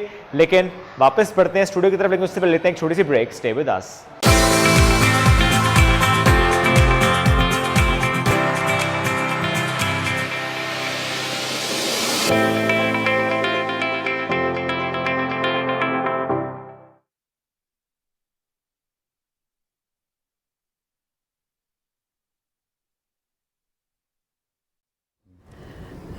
वेलकम बैक नाजरीन। ब्रेक से पहले जितनी चीज़ें थी वो तो आपने देख ली और एक्सरसाइजेस के बारे में भी आपको पता चल गया। लेकिन मुझे पता चला कि मुकीत बहुत शरारती था बचपन में। शरारतें छोड़े, उससे पहले एक बात पूछना चाहूँगा। आप रोज़ माशाल्लाह किसी न किसी फिटनेस एक्सपर्ट को बुला रही हैं, इतनी सारी एक्सरसाइजेस बताई हैं, इतने सारे बहाने थे जो हमने टैकल करके। ये नहीं पूछना कि मैंने एक्सरसाइज की है, नहीं, ये बिल्कुल नहीं पूछना। सलमा, क्या आपने कभी इन एक्सरसाइजेस में से कभी भी एक भी कोई की है? देखिए, मैंने सोचा था लेकिन मैं नहीं कर सकी, लेकिन मैं आज ज़रूर करूँगी, दैट्स अ प्रॉमिस। क्योंकि मुझे बहुत सारी एक्सरसाइजेज जो हैं वो शेब ने आज जो दिखाई है ना, वो मुझे पता चल गया है कि भाई कैसे करना है। सिर्फ एक टेबल से आप कैसे एक्सरसाइज कर सकते हैं, आपका टमी भी नहीं निकलेगा, डबल चिन भी नहीं होगी, बहुत सारे फायदे होंगे। बैक टू माई क्वेश्चन, आप शरारती थे बचपन में? लेकिन उन्होंने बात पूरी नहीं करनी थी, लेकिन ठीक है, मैं बचपन में बिल्कुल शरारती था और अभी तक हूँ। अच्छा, लेकिन शरारती होने का तो पता चल जाता है, लेकिन आपके जहन में क्या शरारतें चल रही हैं, आप खुश हैं, नाराज हैं, आपके पेरेंट्स को ये पता चल जाता था? नहीं, बिल्कुल पता चलता था। एक चीज़ मैं हाईलाइट करना चाहूँगा कि हमारे पेरेंट्स के साथ गैप बहुत ज़्यादा होता है बचपन में। वो एक फियर होता है कि डांट पड़ जाएगी, मार पड़ेगी। हालांकि छोटी सी शरारत होती थी कि हम किसी की बेल भी बजा के भागें, तो पकड़े जब गए तो इतने डरे हुए थे कि घर पे ना पता चले किसी तरह। हालांकि इतना हमने क्या इस शरारत में वैसे मैं भी हिस्सेदार थी। हाँ। अपने भाई की हम भी बेल बजा के भागते थे। हाँ। लेकिन मैं भागने वालों में शामिल होती थी, बेल मैं नहीं बजाती थी। मैं दोनों मेरा भाई और कजिन मैं पकड़े जाने वालों में होता था ज्यादातर। बजाऊं ना बजाऊं, पकड़ा मैं जाता था। देखो, पकड़े तो सब जाते हैं, पूरी टीम पकड़ी जाती है। लेकिन बच्चों की ये जो शरारतें होती है ना, ये जिंदगी की खूबसूरती होती है, ये आपको जिंदा रहने का एहसास दिलाती है। लेकिन मेरा पॉइंट इसमें ये कि पेरेंट्स का फियर जो होता है ना, कि इतनी छोटी सी शरारत पे आपको डर लगता है कि पेरेंट्स से मारना पड़े, कहीं डांटना पड़े, ये थोड़ा कम होना चाहिए। जो अंडरस्टैंडिंग है ना, ठीक है, पहले जमाने में बहुत ज्यादा गैप होता था बच्चों के और पेरेंट्स के बीच में। इंस्टेंट के आपको पता चले बाहर से कि आपका बच्चा क्या कर रहा है, आपकी इतनी फ्रैंकनेस होनी चाहिए कि बच्चा खुद प्रोटेक्टेड फील करके आपके पास आए कि मुझसे ये गलती हुई है, अबू मैं बेल बजा के भागा, बचा लें। ये वाला एक कॉन्सेप्ट होना चाहिए। अब मैं तो अपने बच्चों के साथ जब भी होंगे, वैसे पेरेंट्स के पॉइंट ऑफ व्यू से सोचे तो ये बुरी बात है। अब किसी की बेल बजा के भाग आएंगे, अगला बंदा बेचारा हो सकता है वो ना खोल सकता हो दरवाजा, तो बड़ी ये अच्छी बात नहीं है। पेरेंट्स के पॉइंट ऑफ व्यू से भी सोचना चाहिए। लेकिन बच्चे सोच क्या रहे हैं ये पेरेंट्स को मोस्ट ऑफ द टाइम नहीं पता होता। वो शरारत के बारे में सोच रहे हैं, परेशान हैं, खुश हैं, एग्जाम्स का स्ट्रेस है, तो ये बातें पेरेंट्स कैसे जज कर सकते हैं? इसी में मैं ये ऐड करना चाह रहा हूँ कि बेसिकली जो पेरेंट्स के साथ आपकी फ्रैंकनेस लेवल है ना, तो आप उनसे एज अ फ्रेंड जब बात शेयर कर सकते हो, तो फिर आपका वो फियर खत्म हो जाता है कि यार मेरे अब्बू मुझे सपोर्ट करेंगे, मेरी अम्मी मेरी बात समझेंगी, रादर के अगर मैंने उन्हें बताया तो मार पड़ेगी। उससे होता है कि वो मार खा के ना, एक तो मेरा ही हुआ था, मैं ढीठ होना शुरू हो गया था। रादर के मैं बोलूं कि नहीं, मैं ये बिल्कुल नहीं करूंगा, मैंने तो तंग आके मैंने कहा अच्छा नहीं, मैं बचपन में बहुत डरपोक थी। लेकिन पेरेंट्स के अलावा भी आपको फेयर होते हैं। कभी आपको ये फेयर होता है कि आप एग्जाम में फेल ना हो जाए। छोटे बच्चों की छोटी छोटी परेशानियां होती हैं जो शायद उनके लिए बहुत बड़ी होती हैं, लेकिन वो उसको एक्सप्लेन नहीं कर सकते। उनके अंदर उनकी एज के साथ साथ वो परेशानियां बड़ी होती रहती हैं, और वो खुदा ना खास्ता किसी ऐसी मेंटल हेल्थ डिजीज को कॉज कर सकती हैं जिसके बारे में शायद पेरेंट्स सोचते भी नहीं होंगे, उनको अवेयरनेस भी नहीं होगी। तो कैसे जज किया जा सकता है कि बच्चे को बहुत ज्यादा परेशानी है? और लेटर ऑन आपको ये समझ आती है जब आप एज में मैच्योर होते हो कि वो परेशानी कुछ भी नहीं थी, वो तो एक फेज था। और वो जो एग्जाम जिससे आप डर रहे थे, आपने वो पास कर लिया और माशाल्लाह अब आप खुद कमा रहे हो सब कुछ। तो उस टाइप का एक फियर आता है। एक एज होती है जिसमें आप थोड़े सेंटिमेंटल ज्यादा होते हो, क्योंकि आपको लाइफ का अभी तक समझ नहीं आ रही होती किस डायरेक्शन में जाना है, क्या करना है। मेरा दोस्त क्या कुछ कर रहा है, मेरे दोस्त की कितनी पॉकेट मनी है और मेरे पास इतनी पॉकेट मनी क्यों है, इस तरह की चीजें ऐड अप होते होते ये डिप्रेशन में भी कन्वर्ट परेशानियां थी। मेरे दोस्त होती की रहती पॉकेट मनी ज्यादा है, मेरी कम है। हमें ज्वाइन Strictness- कर रहे हैं इस वक्त चाइल्ड स्पेशलिस्ट डॉक्टर अली रजा साहब। डॉक्टर साहब अस्सलाम वालेकुम, कैसे हैं आप, कैसी है आपकी मॉर्निंग? वालेकुम अस्सलाम जी, वालेकुम अस्सलाम। How are you? Thank you for inviting me. Sir welcome to the show. Sir काफी सारे क्वेश्चंस हैं जो कि आज हम आपसे क्लियर करना चाहेंगे, बिकॉज हमारे भी माइंड में वो काफी सारी चीजें हैं। सबसे पहले तो डॉक्टर साहब ये बता दें कि एक छोटे बच्चे की नफ्सियात को समझना कितना मुश्किल काम है, कि वो परेशान है, खुश है, वो इस वक्त क्या सोच रहा है, उसके अजाइम क्या है, कैसे पता चलता है? देखें, छोटे बच्चे की नफ्सियात को समझना तो मुश्किल नहीं है, क्योंकि जो छोटा बच्चा है वो माँ की गोद में आंख खोलता है, और एक माँ आपने देखा इतनी सेंसिटिव होती है अपने बच्चे के बारे में कि उसका बच्चा हल्का सा हिलता भी है बेड पे तो उसकी आंख खुल जाती है, जबकि नॉर्मल हालात में उसकी आंख नहीं खुलेगी इस सूरत। तो सेंसिटिविटी तो बहुत होती है। अब बात है कि इस सेंसिटिविटी को हमने चैनल कैसे करना है, यानी माँ को उसकी वेलबींग का एहसास है कि किस तरह उसका बच्चा खुश है, किस तरह उसका बच्चा मुतमईन है। और ये मैं अभी बिल्कुल न्यू बॉर्न स्टेज की बात कर रहा हूँ, फर्स्ट मंथ की बात कर रहा हूँ, कि 1 महीने के बच्चे को भी माँ जब उठाती है रोते बच्चे को अपने साथ लगाती है तो वो मुतमईन हो जाता है, चुप हो जाता है, खामोश हो जाता है और रिलैक्स हो जाता है। इसका क्या रीजन है? इसका एक बड़ा मेन रीजन ये है कि वही बच्चा माँ के पेट में माँ के दिल की धड़कन की आवाज सुनता है, और जो बाहर से भी सराउंडिंग साउंड्स हैं वो भी सुनता है, और माँ का जो टच है, माँ की जो स्मेल है, और माँ की जो, ऑल्दो के बच्चे न्यूबॉर्न्स क्लियरली नहीं देख सकते, उनकी विजन बहुत पुअर होती है, but still they are able to identify कि जिसने उठाया ये मदर ही है। तो जब माँ उनको अपने साथ लगाती है तो उसकी जब वो लम्स को महसूस करते हैं, उसके दिल की धड़कन को सुनते हैं, उसकी स्मेल को, तो वो मुतमईन हो जाते हैं, वो खामोश हो जाते हैं। और ऐसे बहुत से एक्सपेरिमेंट्स भी हो चुके हैं पहले, कि उन्होंने बच्ची माएँ जो हामला थी उनको डिफरेंट किस्म की म्यूजिक या कुछ ने कुरानी आयात और ये चीजें सुनाई, और बाद में जब वो बच्चे रोते थे तो वो वही चीज को प्ले करते थे और बच्चे मुतमईन हो जाते थे। तो ये तो अभी हम दुनिया में आने से पहले की भी बात कर रहे हैं कि वहां भी बच्चा महसूस करता है, और आप उसकी वेलबींग के लिए बहुत सा कुछ कर सकते हैं। जितनी माँ मुतमईन होगी, जितनी माँ की ज़हनी और जिस्मानी सेहत अच्छी होगी, वो अपने बच्चे को अच्छी तवज्जो से पाल सकेगी, और जब वो अपने बच्चे को तवज्जो देगी, उसकी नीड्स को तवज्जो देगी, और फिर माँ का जो सेहतमंद होना है वो सिर्फ माँ पे डिपेंड नहीं करता, वो पूरी फैमिली पे डिपेंड करता है कि कितनी हेल्प उसको अवेलेबल है। जो बच्चे का बाप है उसकी क्या रिलेशनशिप उसकी बच्चे की अम्मी के साथ है, वो उसका कितना ख्याल रखते हैं, या फैमिली कितना ख्याल रखती है, कितनी मुतमईन जिंदगी वो गुजारते हैं। इसके लिए जरूरी नहीं कि हम बहुत अमीर हों, लेकिन हम मोहब्बत से तो फिर भी रह सकते हैं। तो एक तो ये चीज है कि बार बार जिक्र किया माँ से मोहब्बत का, अटैचमेंट का, लेकिन बाप के साथ जो बच्चे का रिश्ता होता है वो भी बड़ा सेंसिटिव सा होता है, लेकिन उसको शायद बाप इतना एक्सप्लेन नहीं कर सकते, या हमारी सोसाइटी में एक कल्चर है कि माँ की मोहब्बत को ज़्यादा शायद पोर्ट्रे किया जाता है। और दूसरी बात कि कोई भी बच्चा जो पैदा होता है वो फितरतन मासूम होता है। एक तो वो माहौल होता है जो वो बच्चा लेके पैदा होता है, उसे दुनिया के बारे में कुछ नहीं पता होता। एक वो चीज़ होती है जो वो देखता है अपने माहौल से अडॉप्ट कर रहा होता है, यानी उसकी माँ कैसे बात करती है, किससे कैसे मिलती है, उसका बाप लोगों को कैसे ट्रीट करता है, ये चीज़ें बच्चे को कितना इफेक्ट करती हैं, और पेरेंट्स की कितनी जिम्मेदारी है कि वो इन चीज़ों का अपने बच्चों के सामने ख्याल रखें। देखिए, इनिशियल ईयर्स में जैसे मैंने कहा ना, बच्चा माँ के साथ ही अटैच होता है। अच्छा, अब माँ का जो ख्याल रखना है वो बाप ने रखना है। बाप जाहिर बात है उसने घर से बाहर जाना है, मेजॉरिटी ऑफ द केसेस में उसने बाहर अर्न करना है, वो मे बी 10 घंटे बाद आए, 12 घंटे बाद आए। अब आने के बाद जो रवैया है उसका, डेफिनेटली वो एक सोशल इशू है।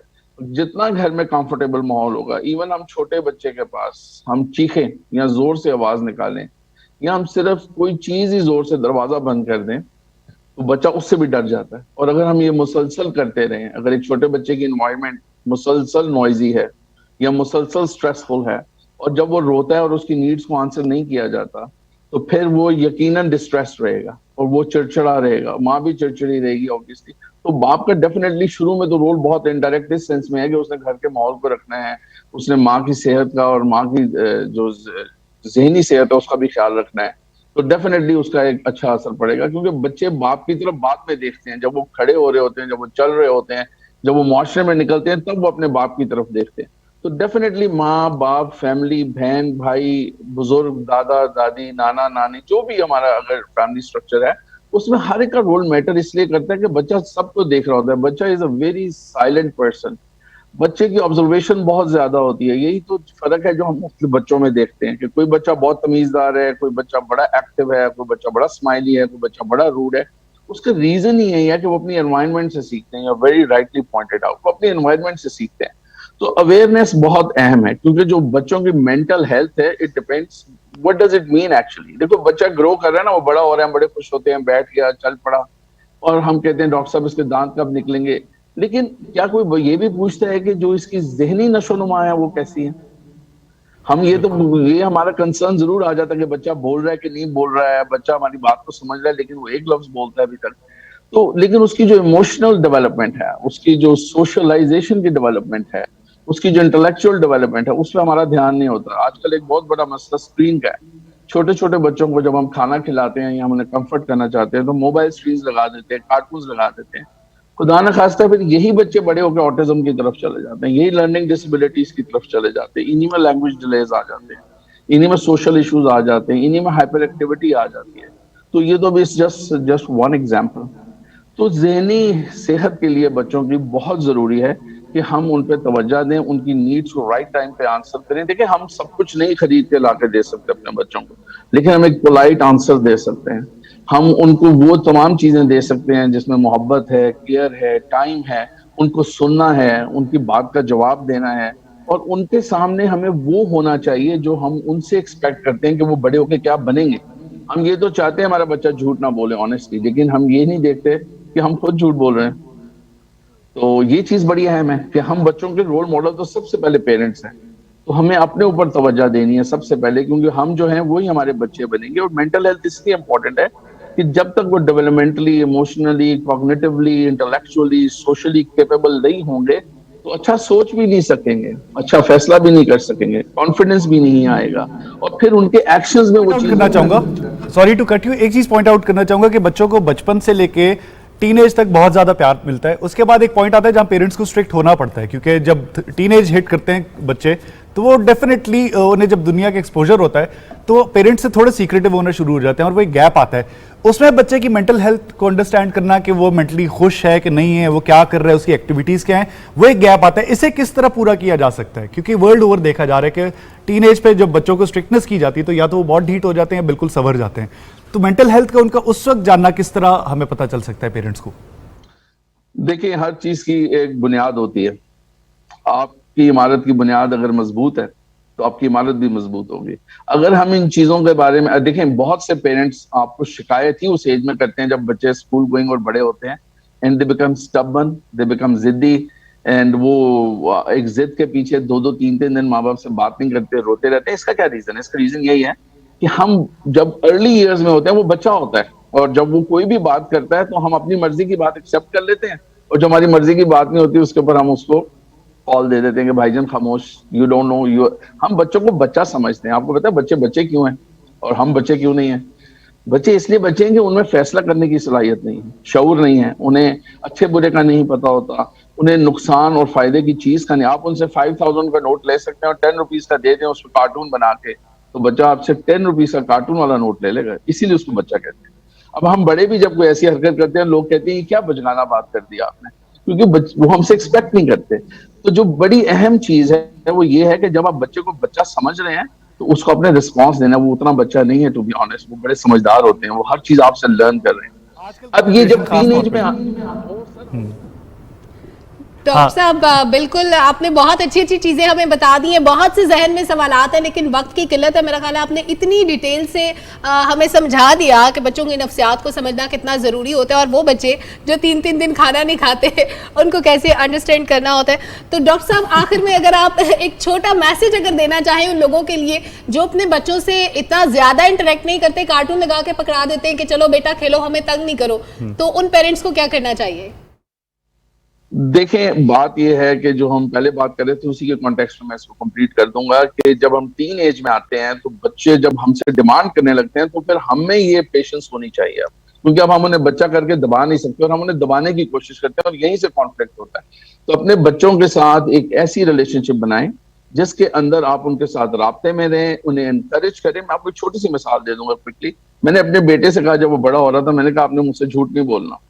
अगले लम्हे मैंने सोचा मैं तो खुद एक दिन में 25-30 झूठ बोल देता हूँ, मैं यहाँ पे हूँ, मैं वहां पे, टू बी वेरी ऑनेस्ट हम इंसान हैं। तो मैंने कहा यार ये तो फरिश्ता नहीं है। तो मैंने कहा अच्छा यार इस तरह है कि जब आपको कोई मुझे बात ना बतानी हो तो यू कैन से कि बाबा I don't want to tell you. अब मैंने उसको एक रूम दे दिया। अब वो मुझे काफी दफा कह देता I don't want to tell you but I have to bear with it, क्योंकि वो एक इंसान है। इस तरह हम अपने बच्चों को इंसान समझे। हम उन्हें 100% नहीं बना सकते, तो हम उन्हें अच्छी वैल्यू सिखा सकते हैं, अच्छा माहौल दे सकते हैं।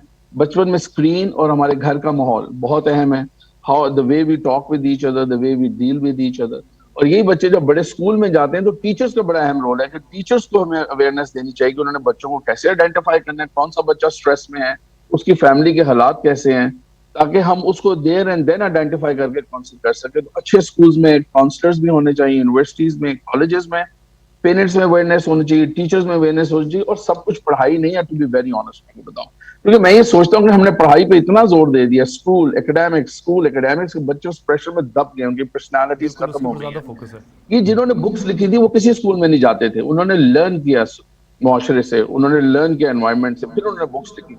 हमें अपने बच्चों को नॉलेज देना चाहिए। बिल्कुल, बच्चों को नॉलेज absolutely। देना चाहिए। जबरदस्त। चाइल्ड स्पेशलिस्ट डॉक्टर अली रजा साहब, आज आप सुबह पाकिस्तान के मेहमान बने और इतनी यूजफुल बातें उन लोगों के लिए जो घरों में बैठ के बस इतना करते हैं कि अपने बच्चे को एक टैबलेट या लैपटॉप पकड़ा देते हैं, इवन फोन पकड़ा देते हैं, कहते हैं बेटा गेम्स खेलो, कार्टून देखो। तो ये बिल्कुल भी अच्छी बात नहीं होती। बच्चों की तरबियत में पेरेंट्स की जो बातचीत होती है उसका बड़ा दखल होता है। और मुकीत, आपको एक बात मैं शेयर करूं, अगर मेरी एक दोस्त थी एनी, अगर वो देख रही हैं तो यकीनन वो मेरी बात से मुतासिर होंगी कि मैं आज उनकी तारीफ कर रही हूँ। मैंने देखा कि वो बहनें जब आपस में बात करती थी, जैसे हम कहते हैं ना तुम ये कर दो तुम ये कर दो, वो बहनें आप जनाब से आपस में बात करती थी। मेरे लिए बड़ा फैसिनेटिंग था, क्योंकि मेरी तो कोई बहन नहीं थी, लेकिन मैंने बहनों को हमेशा बहुत लड़ते हुए देखा है कि भाई बहनें बड़ा लड़ती हैं आपस में, तुम ये कर दो, तुमने ऐसे किया, मैं बाबा को शिकायत लगाऊंगी। लेकिन वो बहनें इतनी खूबसूरती से एक दूसरे को इज्जत देती थी कि मुझे बड़ा अच्छा लगता था। इसलिए घर का माहौल बड़ा इम्पैक्ट मैटर करता है। ये भी कहना चाहूंगी कि वो जो गैप आपका बिल्ड होता है और जो बच्चों को मारे पड़ती है टीनेज ऑनवर्ड्स, उसमें ये स्पेस बहुत जरूरी है कि अगर पेरेंट्स कह रहे हैं कि मुझे अगर नहीं बताना तो ऑटोमेटिकली मेंशन कर दो कि मैंने नहीं बताना आपको, मुझे ये स्पेस चाहिए।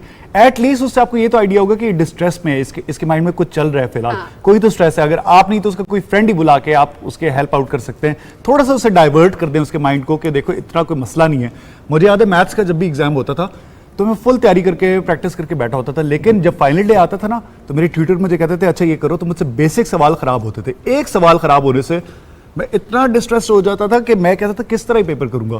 तो इवेंचुअली जाके मेरे ट्यूटर ने मुझे सिखाया कि बिल्कुल इजी हो जा, एट द मैक्स जो है ना तुम फेल हो जाओगे। और इवन बच्चों के दिल इतने नाजुक और इतने कमजोर होते हैं कि वो जो एग्जाम होता है उसको जिंदगी और मौत का मसला बना लेते हैं। That is not good. आपको अपने बच्चों को इतने स्ट्रेस में नहीं डालना। एक ब्रेक की जाने पड़ते हैं, वापस आएंगे, हमारे साथ नए मेहमान होंगे। Stay with us.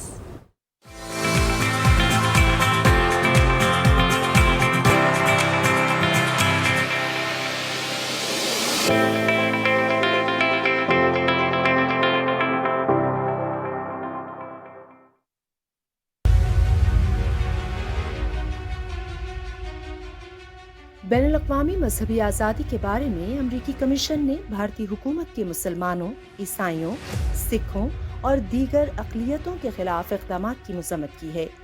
रिपोर्ट में कहा गया है कि भारतीय हुकूमत क़वानीन को अक़लियतों में खौफ और हिरास फैलाने के लिए इस्तेमाल कर रही है। रिपोर्ट में इंसानी हुकूक के कारकुन खुर्रम परवेज की गिरफ्तारी की मज़म्मत की गई है। रिपोर्ट में मजीद कहा गया है कि भारत में अक़लियतों, बिलखुसूस मुसलमानों और ईसाइयों के घरों और मजहबी मकामात पर हमले किए जा रहे हैं। आलमी बरादरी का फर्ज है कि वो भारत में अक़लियतों पर बढ़ते हुए मजालिम को रुकवाने में अपना किरदार अदा करे।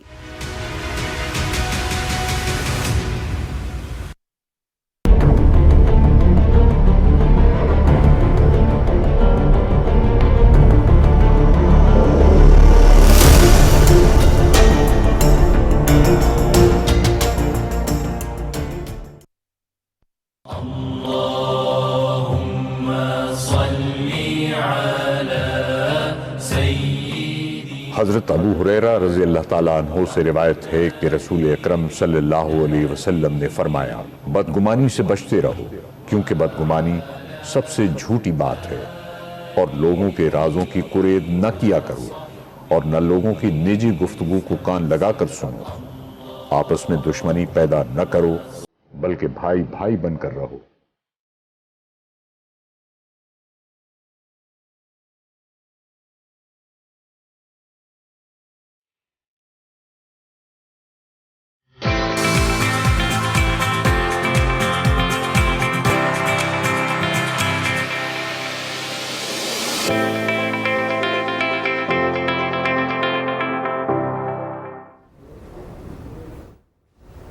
वेलकम बैक टू सुबह पाकिस्तान गाइस। आज मैं एक ऐसी पर्सनालिटी की बात करना चाहूँगा जो कि पाकिस्तानी म्यूज़िक इंडस्ट्री के बहुत बड़े गुरु माने जाते हैं। सारे बच्चे, सारे जितनी यंग जनरेशन है वो as a guitarist, as a composer इन्हें बचपन से ही फॉलो करती रही है। इनकी म्यूज़िकल कंपोजिशंस, जिन आर्टिस्ट को इन्होंने प्रोड्यूस किया, वो सब 1 to all मोस्टली जो हैं वो नंबर 1 पे पहुंचे हैं और उनके करियर्स बन गए बेसिकली। एन अमेजिंग प्रोड्यूसर जो कि काफ़ी अरसे से, पिछले 30 साल से पाकिस्तान की म्यूज़िक इंडस्ट्री के लिए इन्होंने ऐसा ऐसा म्यूज़िक प्रोड्यूस किया, इंक्लूडिंग जनून की हमारी फेवरेट एल्बम जो परवाज़ थी, फिर क्लैश एंड फोक थी अली अजमत की, वो भी इन्होंने प्रोड्यूस की। नूरी की दोनों एल्बम्स इन्होंने प्रोड्यूस की। जल और उनका जो पहला गाना था आदत, जिससे आतिफ असलम एक स्टार बने और जल एक डिफरेंट आइडेंटिटी बन के एक सामने आया, तो वो भी मिकाल हसन ने ही प्रोड्यूस किया था। साथ में बता दूं इनकी अपनी जो एल्बम है अंडोलन, और दूसरी एल्बम भी जो थी वो भी इन्होंने खुद प्रोड्यूस किया है। Please welcome one and only our guru Mikal Hasan. Mikal, welcome to the show. Mikal से हम कुछ ही देर में कांटेक्ट करते हैं। मैं ये सोच रही थी जब आप इतनी बातें बता रहे थे मुकीत कि ये बड़ी ब्लेसिंग होती है, अल्लाह ताला आपको स्टार मेकर बनाता है। इतने बड़े बड़े स्टार्स आपने बनाए जिनके पीछे आपका हाथ था, जिन लोगों को आपने सपोर्ट किया। मेरा ख्याल है अल्लाह ताला के खास लोग होते हैं जिनको वो चूज करता है इन कामों के लिए कि भाई आपने वसीला बनना है, ये बंदा तब ऊपर जाएगा। तो ये बड़ी ज़बरदस्त बात होती है और आपको अल्लाह का शुक्र अदा करते रहना चाहिए हर हाल में, चाहे आप किसी भी स्टेज से गुजर रहे हों, चाहे आपकी कोई परेशानी हो, कुछ भी। जो ग्रेटिट्यूड जो है वो अच्छी और कामयाब जिंदगी की कुंजी है। बिल्कुल, और हम्बल होना इसमें बहुत जरूरी है। अगर आप एक स्टार हो और जो कि स्टार मेकर भी हो, हाँ। तो साथ में आपका जो एटीट्यूड है उसकी वजह से आप दुनिया को लेकर चल रहे हो और दुनिया आपसे प्यार करती है इसी चीज़ पे। और इसमें अप्स एंड डाउन्स आते हैं हर किसी की ज़िंदगी में। बहुत बड़े बड़े आपके जो ख्वाब होते हैं वो बीच में थोड़े से रह जाते हैं, लेकिन ये है कि कुछ लोगों के ख्वाब इतने बना दिए जाते हैं उसके पीछे एक बंदा होता है, और वो बंदा जो होता है वो म्यूज़िक प्रोड्यूसर होता है। एज ए म्यूज़िक प्रोड्यूसर भी और अदरवाइज एज अ गिटारिस्ट भी जो मिकाल हसन है, उन्होंने अपनी पूरी जो एजुकेशन है वो हासिल की है इसके ऊपर। If I am not wrong तो उन्होंने बर्कली से अपनी सारी एजुकेशन कंप्लीट करके पाकिस्तान में आके उसे इम्प्लीमेंट किया, और साथ ही इन्होंने अपना बैंड बनाया by the name of Mikaal Hasan band. और वो एक क्लासिक रॉक बैंड है जिसमें guitar fusion along with classical vocal जो है इन्होंने इंट्रोड्यूस कराया। अच्छा, सारी बातें आप बता देंगे तो हम मिकाल से क्या पूछेंगे। मिकाल हमारे साथ है, welcome to the show. Mikaal, कैसे हैं आप? अस्सलाम वालेकुम मिकाल, कैसे हैं आप?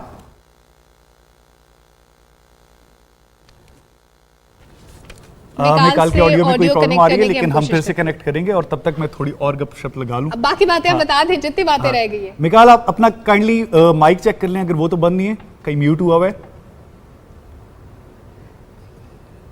चलें, ट्राई कर रहे हैं, तब तक हम थोड़ा और इन्फॉर्मेशन देते हैं। तो बेसिकली पिछले 30 साल में जितने भी फेमस एल्बम्स देखी जाए ना, उसमें there's one person behind it and that's Mikal Hasan. Mikal, welcome to the show. जी, अस्सलाम वालेकुम जी। Welcome to the show Mikal bhai, कैसे हैं आप? खैरियत से? जी जी सर, मैं ठीक हूँ जी।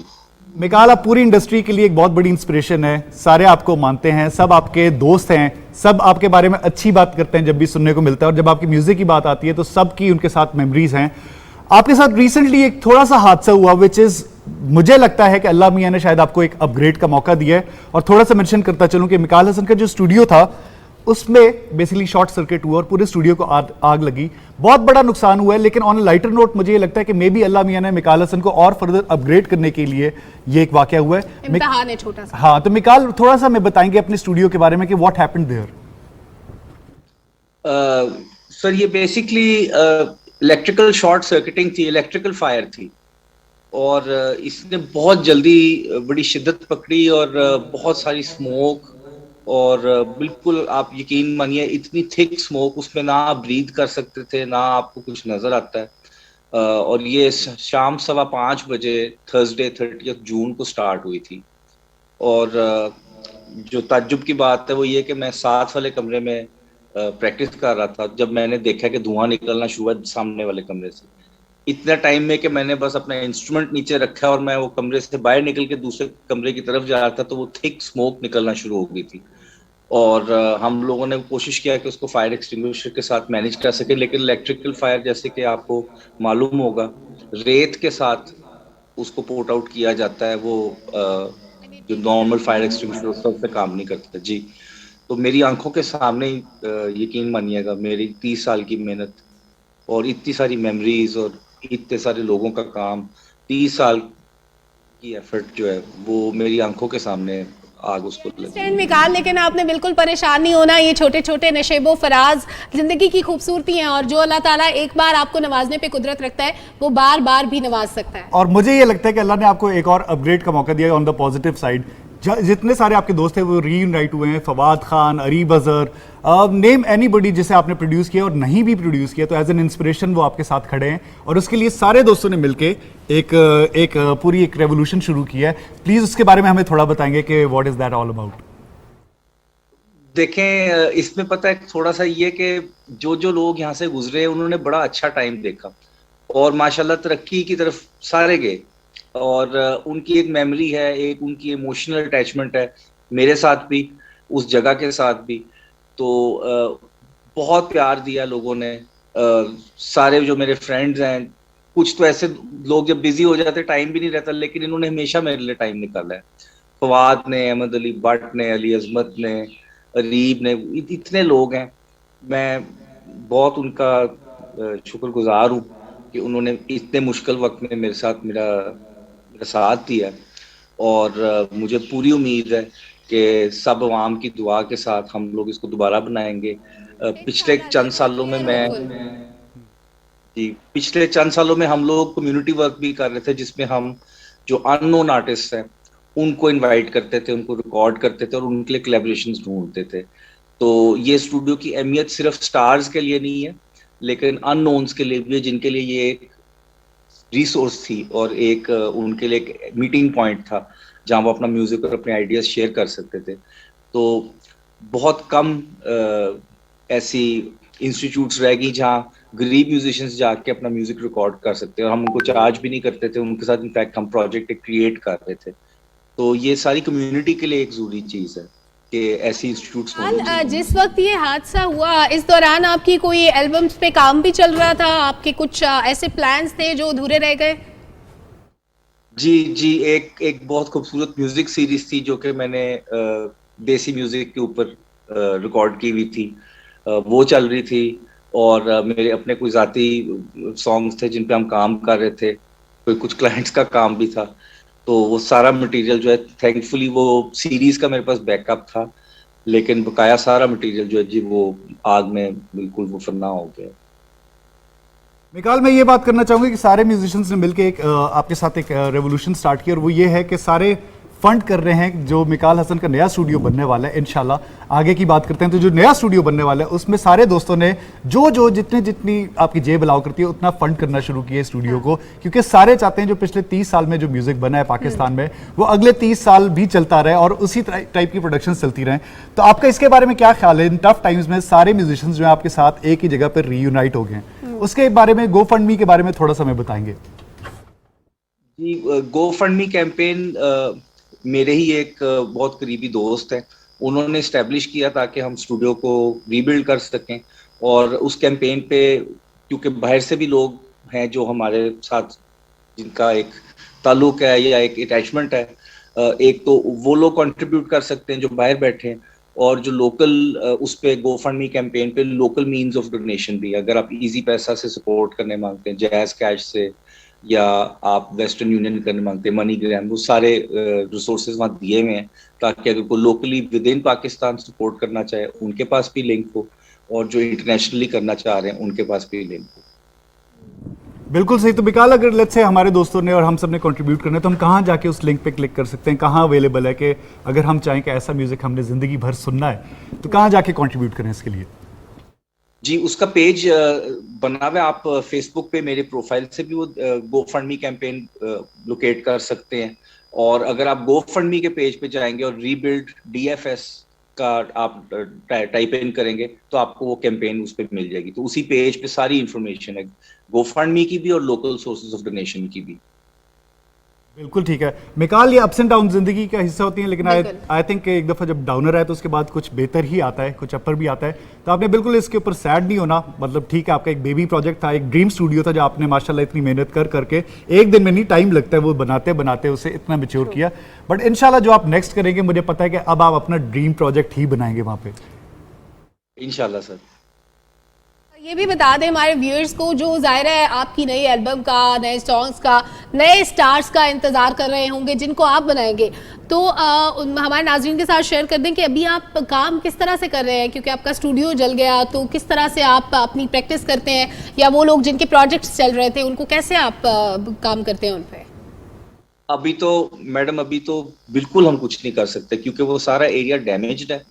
उसको क्लियर आउट हम करवा रहे हैं, वो प्रोसेस हमने शुरू कर दिया है। जो एरिया जला था सारा, उसको, उसकी सारी वुड और उसके फैब्रिक वगैरह जो बच गया था उसको सारा रिमूव किया है। और जो आउटर एरिया था जहाँ एक्चुअल म्यूजिशियंस बैठते हैं, वो एरिया भी हीट और स्मोक डैमेज है। तो इन सारे एरियाज को पहले साफ करना पड़ेगा, बिकॉज ये सेफ नहीं है, हैजर्डस है। इनको क्लियर करना पड़ेगा और इनके ऊपर दोबारा काम स्टार्ट करना पड़ेगा, तभी जाके ये यूजेबल होगा। तो इसमें अभी हमें कुछ टाइम लगेगा, लेकिन सबकी दुआ के साथ और सबकी हेल्प के साथ ये हम जल्द से जल्द इसको कंप्लीट करने की कोशिश कर रहे हैं। लेकिन फिलहाल हम काम नहीं वहाँ कर सकते। इंशाल्लाह हमारी दुआएं आपके साथ है मिकाल। अब मैं दोबारा कहूँगी कि आपने परेशान बिल्कुल नहीं होना। इंशाल्लाह हमें उम्मीद है कि आप ज़रूर दोबारा इससे भी अच्छा और बड़ा स्टूडियो बनाएंगे और वो तमाम चीज़ें हमें देखने को मिलेंगी जिनका हमें इंतजार है। और पीटीवी की फैमिली आपके साथ है, आपने बिल्कुल इस बात की फिक्र नहीं करनी। पीटीवी के हेल्प से आपको एंड से आपको जो भी हेल्प चाहिए वो राइट हेयर फॉर यू। और पर्सनल लेवल पे और पीटीवी के इदारे के लेवल पे भी हम आपकी बिल्कुल हेल्प करेंगे द वे वी कैन, ठीक है ना। तो बिल्कुल आपने डाउन नहीं होना। और जो आपके नए वोकलिस्ट हैं उनके साथ जो आपने इस्लामाबाद में कॉन्सर्ट भी किया था उसका बहुत मजा है हम सबको। And we are looking forward कि बहुत जल्दी आपका स्टूडियो सेटअप हो और हम आपका नया म्यूजिक बहुत जल्दी सुनने को देखें। लेकिन मिकाल, मैं चाहती हूँ कि आप जाने से पहले हमारे व्यूअर्स के लिए अगर कोई मैसेज देना चाहें, वो तमाम लोग जो आपको देख रहे हैं, आपके लिए दुआ करते हैं और जो आपकी जर्नी को, आपकी स्ट्रगल को जानते हैं, जिन्होंने मिकाल हसन को मिकाल बनते हुए देखा है, उनको क्या कहेंगे आप? बस मैं उनको एक तो थैंक यू कहना चाहूँगा उनकी दुआओं के लिए और उनकी सपोर्ट के लिए। और मैं उनको ये भी अर्ज करूँगा कि देखें, ये एक ऐसी चीज़ हुई है जो कि ओवरनाइट तो मैं इसको बना नहीं सकता।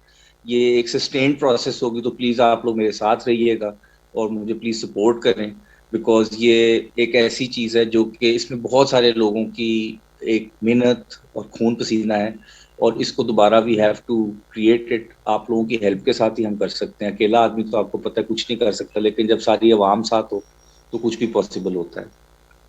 ये अकेला आदमी पिछले 30 साल से बहुत कुछ करता रहा है माशाल्लाह। तो सारी आवाम अब आपके साथ ही है, वो आपका लव है, वो आपका म्यूजिक है जिसकी वजह से सबको आपसे इतनी अटैचमेंट है। बट फिकर नॉट, इंशाल्लाह सब कुछ ठीक हो जाएगा। Thank you so much Mikaal for joining us. इंशाल्लाह, थैंक यू। लव, अल्लाह हाफिज़, अल्लाह हाफिज़। ज़बरदस्त। मिकाल ने अपनी जर्नी के बारे में भी बताया हमें, और मिकाल ने किन मुश्किलात का सामना किया, किस तरह से मिकाल ने इस सफ़र को आगे बढ़ाया। जो छोटा सा ये हादसा हुआ, हादसा इसलिए कहूँगी कि इन पे इंसान का इख्तियार नहीं होता। ये जो होता है ये अल्लाह ताला की तरफ से होता है। छोटे छोटे इम्तिहान है, बंदा इनसे गुजर जाता है, इसलिए अपने दिल छोटा नहीं करना। मिकाल, आपने बिल्कुल परेशान नहीं होना। हमारी दुआएं, हमारे नाजरीन की दुआएं आपके साथ हैं और हम इंशाल्लाह मिकाल हसन को और स्ट्रॉन्ग बनता हुआ देखेंगे और आपका स्टूडियो इंशाल्लाह इससे भी बहुत बड़ा होगा इंशाल्लाह। और मैं यही बात कर रहा था कि टीम एफर्ट जो होती है ना वो बहुत ज्यादा रंग लाती है। लाइक अकेले अभी मिकाल हसन इस पे जुड़े रहते तो ये आई थिंक प्रॉब्ली डिप्रेस्ड होते। जब एक टीम मिल है, जब सारे म्यूजिशियन आपस में मिल गए कि हमारी एसोसिएशन है इस स्टूडियो के साथ, मिकाल के साथ, तो हम चाहते हैं इनके साथ काम करना और हम चाहते हैं स्टूडियो वापस आए। तो आप देख रही हैं कि ऑटोमेटिकली उन्हें होप नजर आनी शुरू हुई है और माशाल्लाह वो होप भी जो वो काफी, उसमें फंडिंग जो है वो काफी तक पहुंच भी चुकी है, जितनी चाहिए उसकी काफी परसेंटेज क्लियर हो चुकी है। लेकिन इसमें कोई आपने बहुत बड़ा फंड नहीं करना। अगर आप चाहते हैं कि अच्छा म्यूजिक सुने तो जो भी आपकी जेब अलाउ करती है, जितना अलाउ करती है, आप उतना इसमें फंड कर सकते हैं। गो फंड मी पे जाके आप कर सकते हैं। अदरवाइज मिकाल के प्रोफाइल पे सारे लिंक्स मौजूद हैं। फेसबुक पे आप जाके वो क्लिक करें, आपको समझ आ जाएगी। उसमें लोगों ने $10 भी किए हुए डोनेट और जितना आप कर सकते हैं। ठीक है, मिकाल से हमने बातचीत की, लेकिन मिकाल से हमारा जो ताल्लुक है वो मौसीकी की वजह से। उन्होंने खुद भी म्यूजिशियन है, उन्होंने बड़ा कुछ प्रोड्यूस किया, उनकी वजह से बहुत से स्टार्स हमने देखे बनते हुए। तो जब मौसीकी की बात होती है तो हम बहुत से, हमारे और भी ऐसे सितारे हैं, ऐसे सिंगर्स हैं जिनको हम बिल्कुल नहीं भूलते और वो हमारे सूबे पाकिस्तान में मेहमान बनते रहते हैं। नहीं, मैं आपकी बात बिल्कुल नहीं करी, और तो आप अच्छा गाते हैं, मुकीत अच्छा गाते हैं, मैंने इनका गाना सुना है, आपने भी सुना होगा जरूर ईद शो पे। लेकिन मुकीत के अलावा भी हमारे पास अच्छे सिंगर्स मौजूद है। पाकिस्तान में टैलेंट की कमी थोड़ी है, बहुत ज्यादा टैलेंट है पाकिस्तान में, म्यूजिशियन इतना ज्यादा है। लेकिन सिंस हमारे पास इंडस्ट्री उस तरह से नहीं है तो एक्सपोजर वगैरह और वहाँ तक पहुँचना बड़ा मुश्किल होता है हर म्यूजिशियन के लिए। अब सोशल मीडिया है, सोशल मीडिया पे अगर आपकी बहुत ज़्यादा रीच है तो भी आप बहुत कुछ कर सकते हो। लेकिन हमारे पास अभी फ़िलहाल कुछ टैलेंटेड म्यूजिशियंस मौजूद हैं जो कि बहुत अच्छा काम कर रहे हैं और काफ़ी अरसे से अपने म्यूज़िक को सीख के सामने ला रहे हैं। आज हमारे साथ मौजूद हैं स्टूडियो में दो भाई हैं जनाब, मिर्जा ब्रदर्स, मिर्जा हैदर और Mirza Hamza. Welcome to the show. कैसे हैं आप? सुबह पाकिस्तान में आके आपको कैसा लग रहा है? बहुत अच्छा लग रहा है जी, बहुत अच्छा। नींद पूरी हुई है आज आप लोगों की? नहीं, क्योंकि म्यूजिशियन मुझे पता है शाम को ही उठता है और उसमें आप लेट ही सोए हैं, लेकिन ये कि आपकी मोहब्बत में उठ जाते हैं हमेशा ही। ये आपके म्यूजिक का प्यार था जिसकी वजह से आज हमने आपको जल्दी उठाया। अच्छा, जब भी हम किसी म्यूजिशियन को देखते हैं तो हम कहते हैं कि यार हर कोई डॉक्टर बनना चाहता है, इंजीनियर बनना चाहता है। आप लोगों का प्रोफाइल देख के मुझे बहुत खुशी हुई कि एक भाई चार्टर्ड अकाउंटेंट है और एक बैंकर है। ये आपने कैसे दोनों चीजें इकट्ठी चूज कर ली? बस जी इसके साथ ही मैनेज किया है। इनको म्यूजिक को साथ लेकर चलें और प्रैक्टिस भी करते रहे हैं, तो जो टाइम मिलता था उसको टाइम को एफिशिएंटली मैनेज किया। यानी पढ़ने के बाद जो छुप के शरारत का टाइम होता था उसमें थोड़ा गाना बजाना करते थे। अच्छा, जो भाई जब इकट्ठे म्यूजिक बजाते हैं तो उनकी कोऑर्डिनेशन मैंने देखा है बहुत एक ऑन द सेम पेज होती है, जो कि म्यूजिशियन को साथ रहते हुए इतना वो म्यूजिशियन जो होते हैं वो साथ नहीं रहते, तो उसमें थोड़ा एक गैप आता है। भाई जब म्यूजिक करते हैं उनमें लड़ाई झगड़े ज्यादा होते हैं या उनमें ज्यादा कंपोजिशन में ज्यादा बात होती है? ज़ाहिर है भाई है, लड़ाई तो होगी। होती हैं नहीं, लेकिन म्यूजिकली डिफरेंस आते हैं काफी। दोनों चीजें होती हैं। हाँ। लड़ाई भी होती है और फिर इत्तेफाक भी होता है। जबरदस्त। तो कोशिश होती है इत्तेफाक ज्यादा हो। हाँ। अच्छा, आप दोनों ट्विंस भी लगते हैं वैसे, एज डिफरेंस है आप लोगों का या नहीं? है वैसे। अच्छा है, बिल्कुल है। तो अब लोग डिसाइड करें कौन बड़ा है। बिल्कुल ठीक है। नहीं देखिए, हम तो आप लोग बिल्कुल एक जैसे लग रहे हैं, लेकिन मेरा ख्याल है कि आप मुझे बड़े लग रहे हैं। आपने सही पकड़ा है। मैं ही बड़ा हूँ जी। मेरी ऑब्जर्वेशन अच्छी है और मेरे प्रोड्यूसर्स आपके भी अच्छी है। Thanks to you. अच्छा, आप लोग म्यूजिक में आने का शौक कैसे पैदा हुआ? अच्छे भले बैंकर थे, चार्टर्ड अकाउंटेंट थे, फैमिली में कोई गाता था या ये मतलब आपकी जीन्स में था? कैसे शौक हुआ? हमारे जी वालिद साहब को शौक था सुनने की हद तक, थोड़ा बहुत गुनगुना भी लेते थे, तो उनको देख के फिर उनकी चॉइस सुनी। रफ़ी साहब को सुनते थे और मैडम को, तो फिर देख कर इंग्लिश की भी उनकी अच्छी कलेक्शन थी, तो सुना उन्होंने, फिर हमें शौक पैदा हुआ। उस ज़माने में आतिफ असलम के भी गाने चल रहे थे, गिटार का एक ट्रेंड आ गया था, तो फिर उसको पिक किया और दोनों ने फिर इकट्ठे ही उसको सीखा और हैदर ने भी मेहनत की। और वो ट्रेंड मिकाल हसन ने शुरू किया था कि हर कोई जो था आदत के बाद अकूस्टिक गिटार खरीद के बजाने पे आ गया। बिल्कुल जी, मिकाल जी का तो बहुत मैं बड़ा फ़ैन भी हूँ उनका, और उनकी जितनी एल्बम है जावेद बशीर साहब के साथ मैंने सारी सुनी हुई है, and I really like his work. उन्होंने एक वेस्टर्न को लेके फ्यूज किया हमारे कल्चर के साथ। बिल्कुल ठीक। मुझे ये बताएं कि आप लोगों का अपना जानरा क्या कहता है, क्या साउंड है आप लोगों की, किससे इंस्पायर्ड है ज़्यादा? देखिए जी, अभी तो मैंने ज़्यादा पहले वेस्टर्न सुना, लेकिन अब कुछ पिछले 5-6 साल से मैं पंजाबी फोक और इस तरफ भी कवाली को भी हम सुन रहे हैं, तो उसको सुनकर एक डिफरेंट पॉप को एक्सप्लोर कर रहा हूँ मैं अपने स्टूडियो में। देखें कि आगे कैसा साउंड्स निकलते हैं। कुछ 2-3 मैंने सॉन्ग्स अपने रिलीज़ भी किए हैं। मान जाओ ना एक बनाया है, और बल्कि वो उसकी रिकॉर्डिंग भी चली थी लास्ट पीटीवी होम पे, तो बस अब देखें, होपफुल हैं। बिल्कुल ठीक है। इसके साथ ही हम जरा म्यूजिक सुनते हैं और ताकि हमारे नाजरीन को और हम सबको आइडिया हो कि कोई अपना फेवरेट सॉन्ग अगर आप सुनाएं हमारे व्यूअर्स को भी और हमें भी।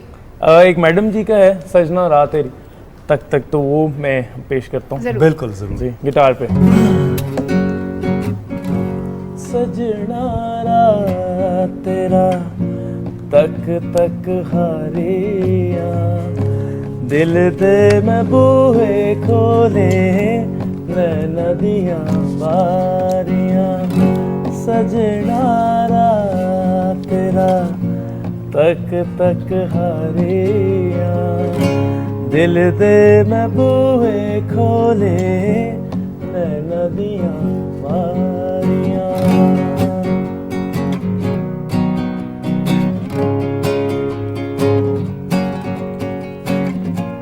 तेरे यहाँ बिछोड़े दी अग चन्ना फूक दे, तेरे बिना गूंज कली कागा बिच कूक दी। तेरे पिछे रोंदियां ने 17 बेचारियां, दिल ते मैं बूहे खोले नदियाँ बारियां।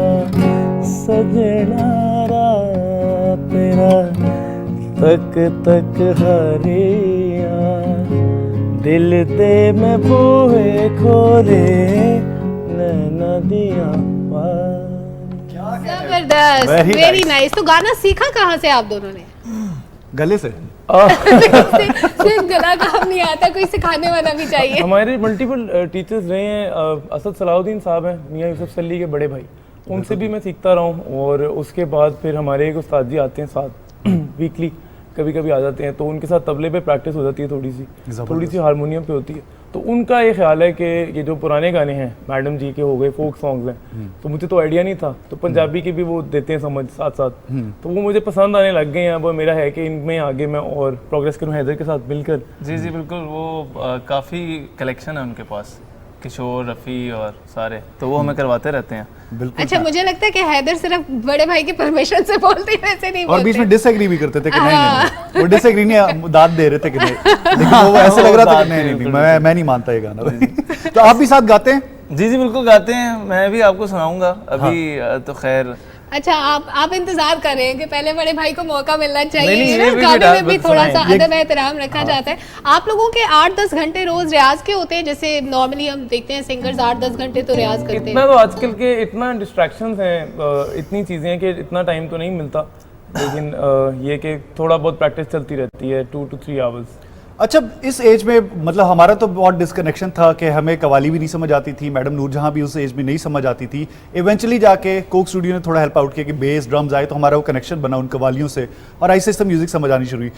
इस इतनी यंग एज में किस तरह आप लोग इतना मेच्योर म्यूजिक सुन रहे हो? मतलब टाइम लगता है थोड़ा इसमें आते आते, जब बाल थोड़े चिट्टे होते हैं तब बंदा कहता है ये मेरे टाइप की म्यूजिक। आप लोग इतना जल्दी किस तरह शुरू हो गए इसमें फिर? आई थिंक स्टार्ट ही काफ़ी अर्ली कर लिया था, बिल्कुल ही 6th-7th ग्रेड में थे, तो तब स्टार्ट कर लिया था। तो हमें पता नहीं था लाइक ये काम कितना बड़ा है, तो तब तो ऐसे ही लगता है कि बस गिटार कर रहे हैं तो अपना एंजॉय कर रहे हैं। लेकिन आहिस्ता आहिस्ता इंटरेस्ट भी ज़्यादा पैदा हुआ, तो पता चला ये पूरा एक इट्स अ फील्ड, बिल्कुल, और इसमें बाकायदा डिग्रीज होती हैं, तालीम होती है, बिल्कुल। तो वो अर्ली अगर स्टार्ट कोई भी चीज़ कर लें तो फिर टाइम ज़्यादा मिल जाता। तो अभी तक आप लोगों ने कहाँ कहाँ परफॉर्म किया और रिस्पॉन्स कैसा मिला?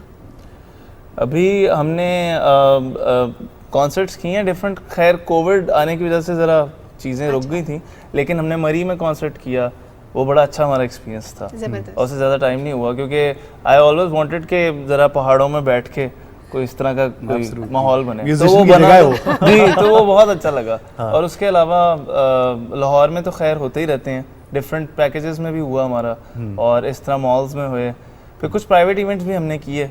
तो अभी हमारा चल रहा है, हमारा इंस्टाग्राम पे असल में प्रेजेंस है मेन ना, मिर्जाज म्यूजिक के नाम से।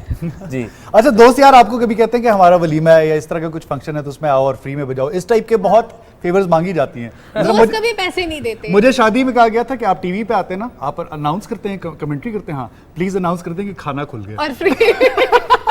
मैंने कहा यार मैं शादी में आया हूँ जस्ट बिकॉज मैं एक टीवी पे आता हूँ, तो उसको माइक पकड़ तो ऐसी कुछ डिमांड्स होती हैं दोस्तों की जो आप कहते हो ये हमें क्या ट्रीट कर रहे हैं इस तरह? होती हैं, जाहिर है। वो शेयर करें। शादी तो खैर आगे की बात है, तो हर हफ्ते बुला लेते हैं कि जी आ जाओ, वो अपने गाने सुनने। जी जी बिल्कुल ऐसे ही कि जी आ जाओ, अच्छा गिटार रख लेना यार प्लीज। पहले कहते हैं वैसे ही मिल लेते हैं, फिर कहते हैं गिटार भी रख लेना। और आपने ऐसी कंडीशन रखी है कि भाई मैं आऊंगा लेकिन गिटार नहीं लाऊंगा? अब हमने रखनी शुरू कर दी है। बिल्कुल, तो समझ आ गई ना। में दोस्त बर्दाश्त कर लेते हैं आप लोग, गिटार नहीं ला रहे, चलो कोई बात नहीं, आज 2 घंटे बैठ जाते हैं। जी जी, वो बस इसी तरह ही है असल में। आई थिंक बताएं हम, ये बड़ा पोलाइट तरीका होता है कि आज मेरी तरफ जो है मैं डिनर रख रहा हूँ तो आ जाओ। हाँ बिल्कुल मैं आ रहा हूँ, why not. By the way आते हुए साथ अपने गिटार भी रख लेना। तो यार सीधा सीधा बोल के खराब हो गया, ठीक करा देते। नहीं, वो सिंगर्स का ये प्रॉब्लम होती है कि क्योंकि वो अपना डिस्प्ले कर सकते हैं कहीं पर भी, तो कहते थे चुटकी पर सुना दो या आवाज वैसे थोड़ा सा तो गुनगुनाएं। तो वो एक चीज है जिसको डील करना पड़ता है। बट आई गेस कि जहाँ पर भी जाएं उनको पता हो तो वो जरूर कहते हैं कि तो ये गला खराब वाले बहाने आपने किए या नहीं, ये भी मैं आपसे पूछूंगी। लेकिन अभी हमजा का गाना रहता है, तो हमजा का गाना सुने उसके बाद आप बताइएगा कि कभी गला खराब होने का बहाना किए। वो करने वाले थे, आपने पहले ही बोल दिया। मैंने गाना सुन लो ना, मेरे का मुझे ही ना कह दे। अभी मैं बोलना था आज थोड़ा गला खराब है। ये जी एक दोस्ती का पैगाम है सारे जो अभी देख रहे हैं, जुनून का गाना दोस्ती। जबरदस्त।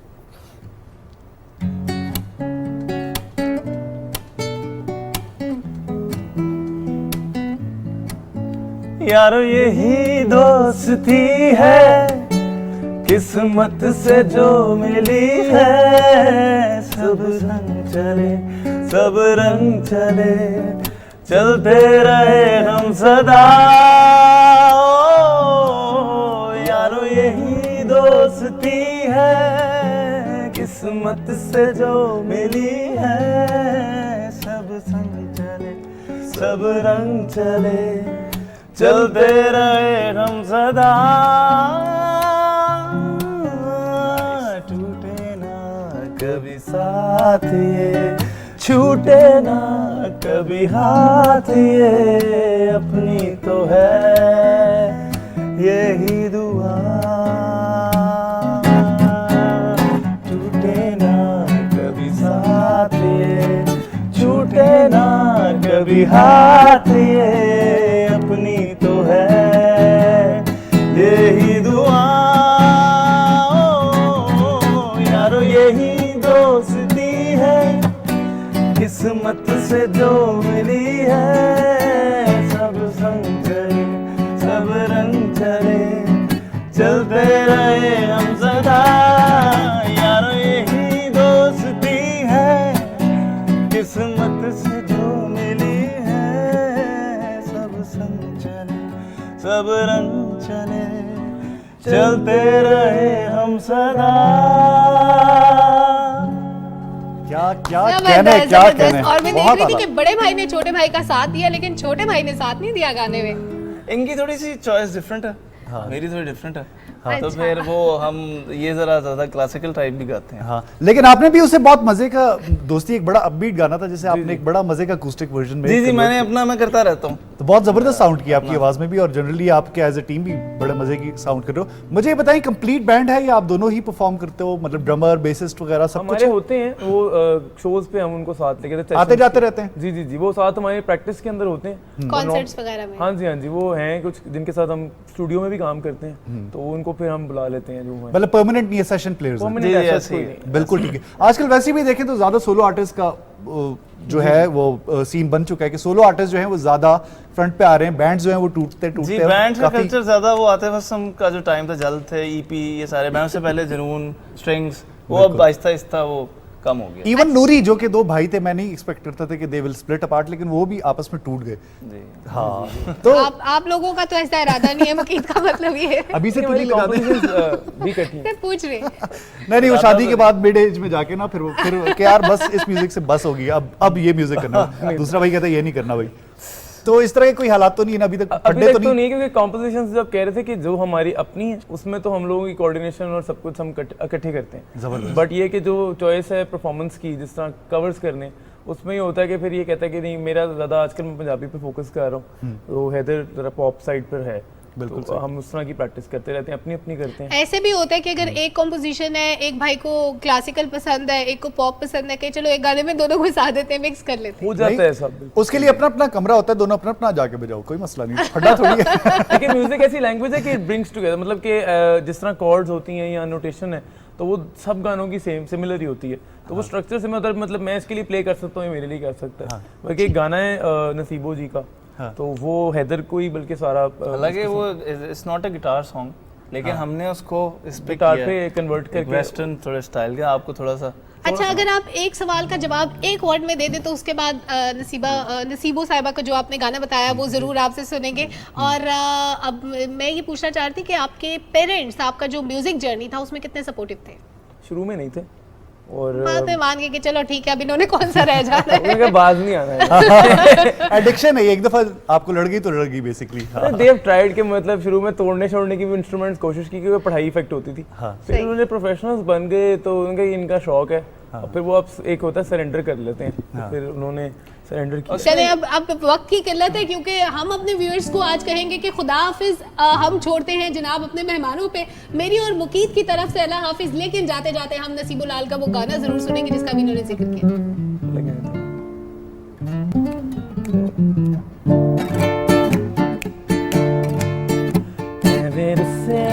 कर मेरी जान सजना, एक दिन छट जाना है जहां सजना, मेरे से ना कर मेरी जान सजना, एक दिन छट जाना है जहां सजना, कोई अपना होवे ते दुख सुख वंडदा, कोई सुख वंडदा किसे गैर ते करिए कि मान सजना कदी साडा भी ते बन मेहमान सजना एक दिन छड़ जाना है जहां सजना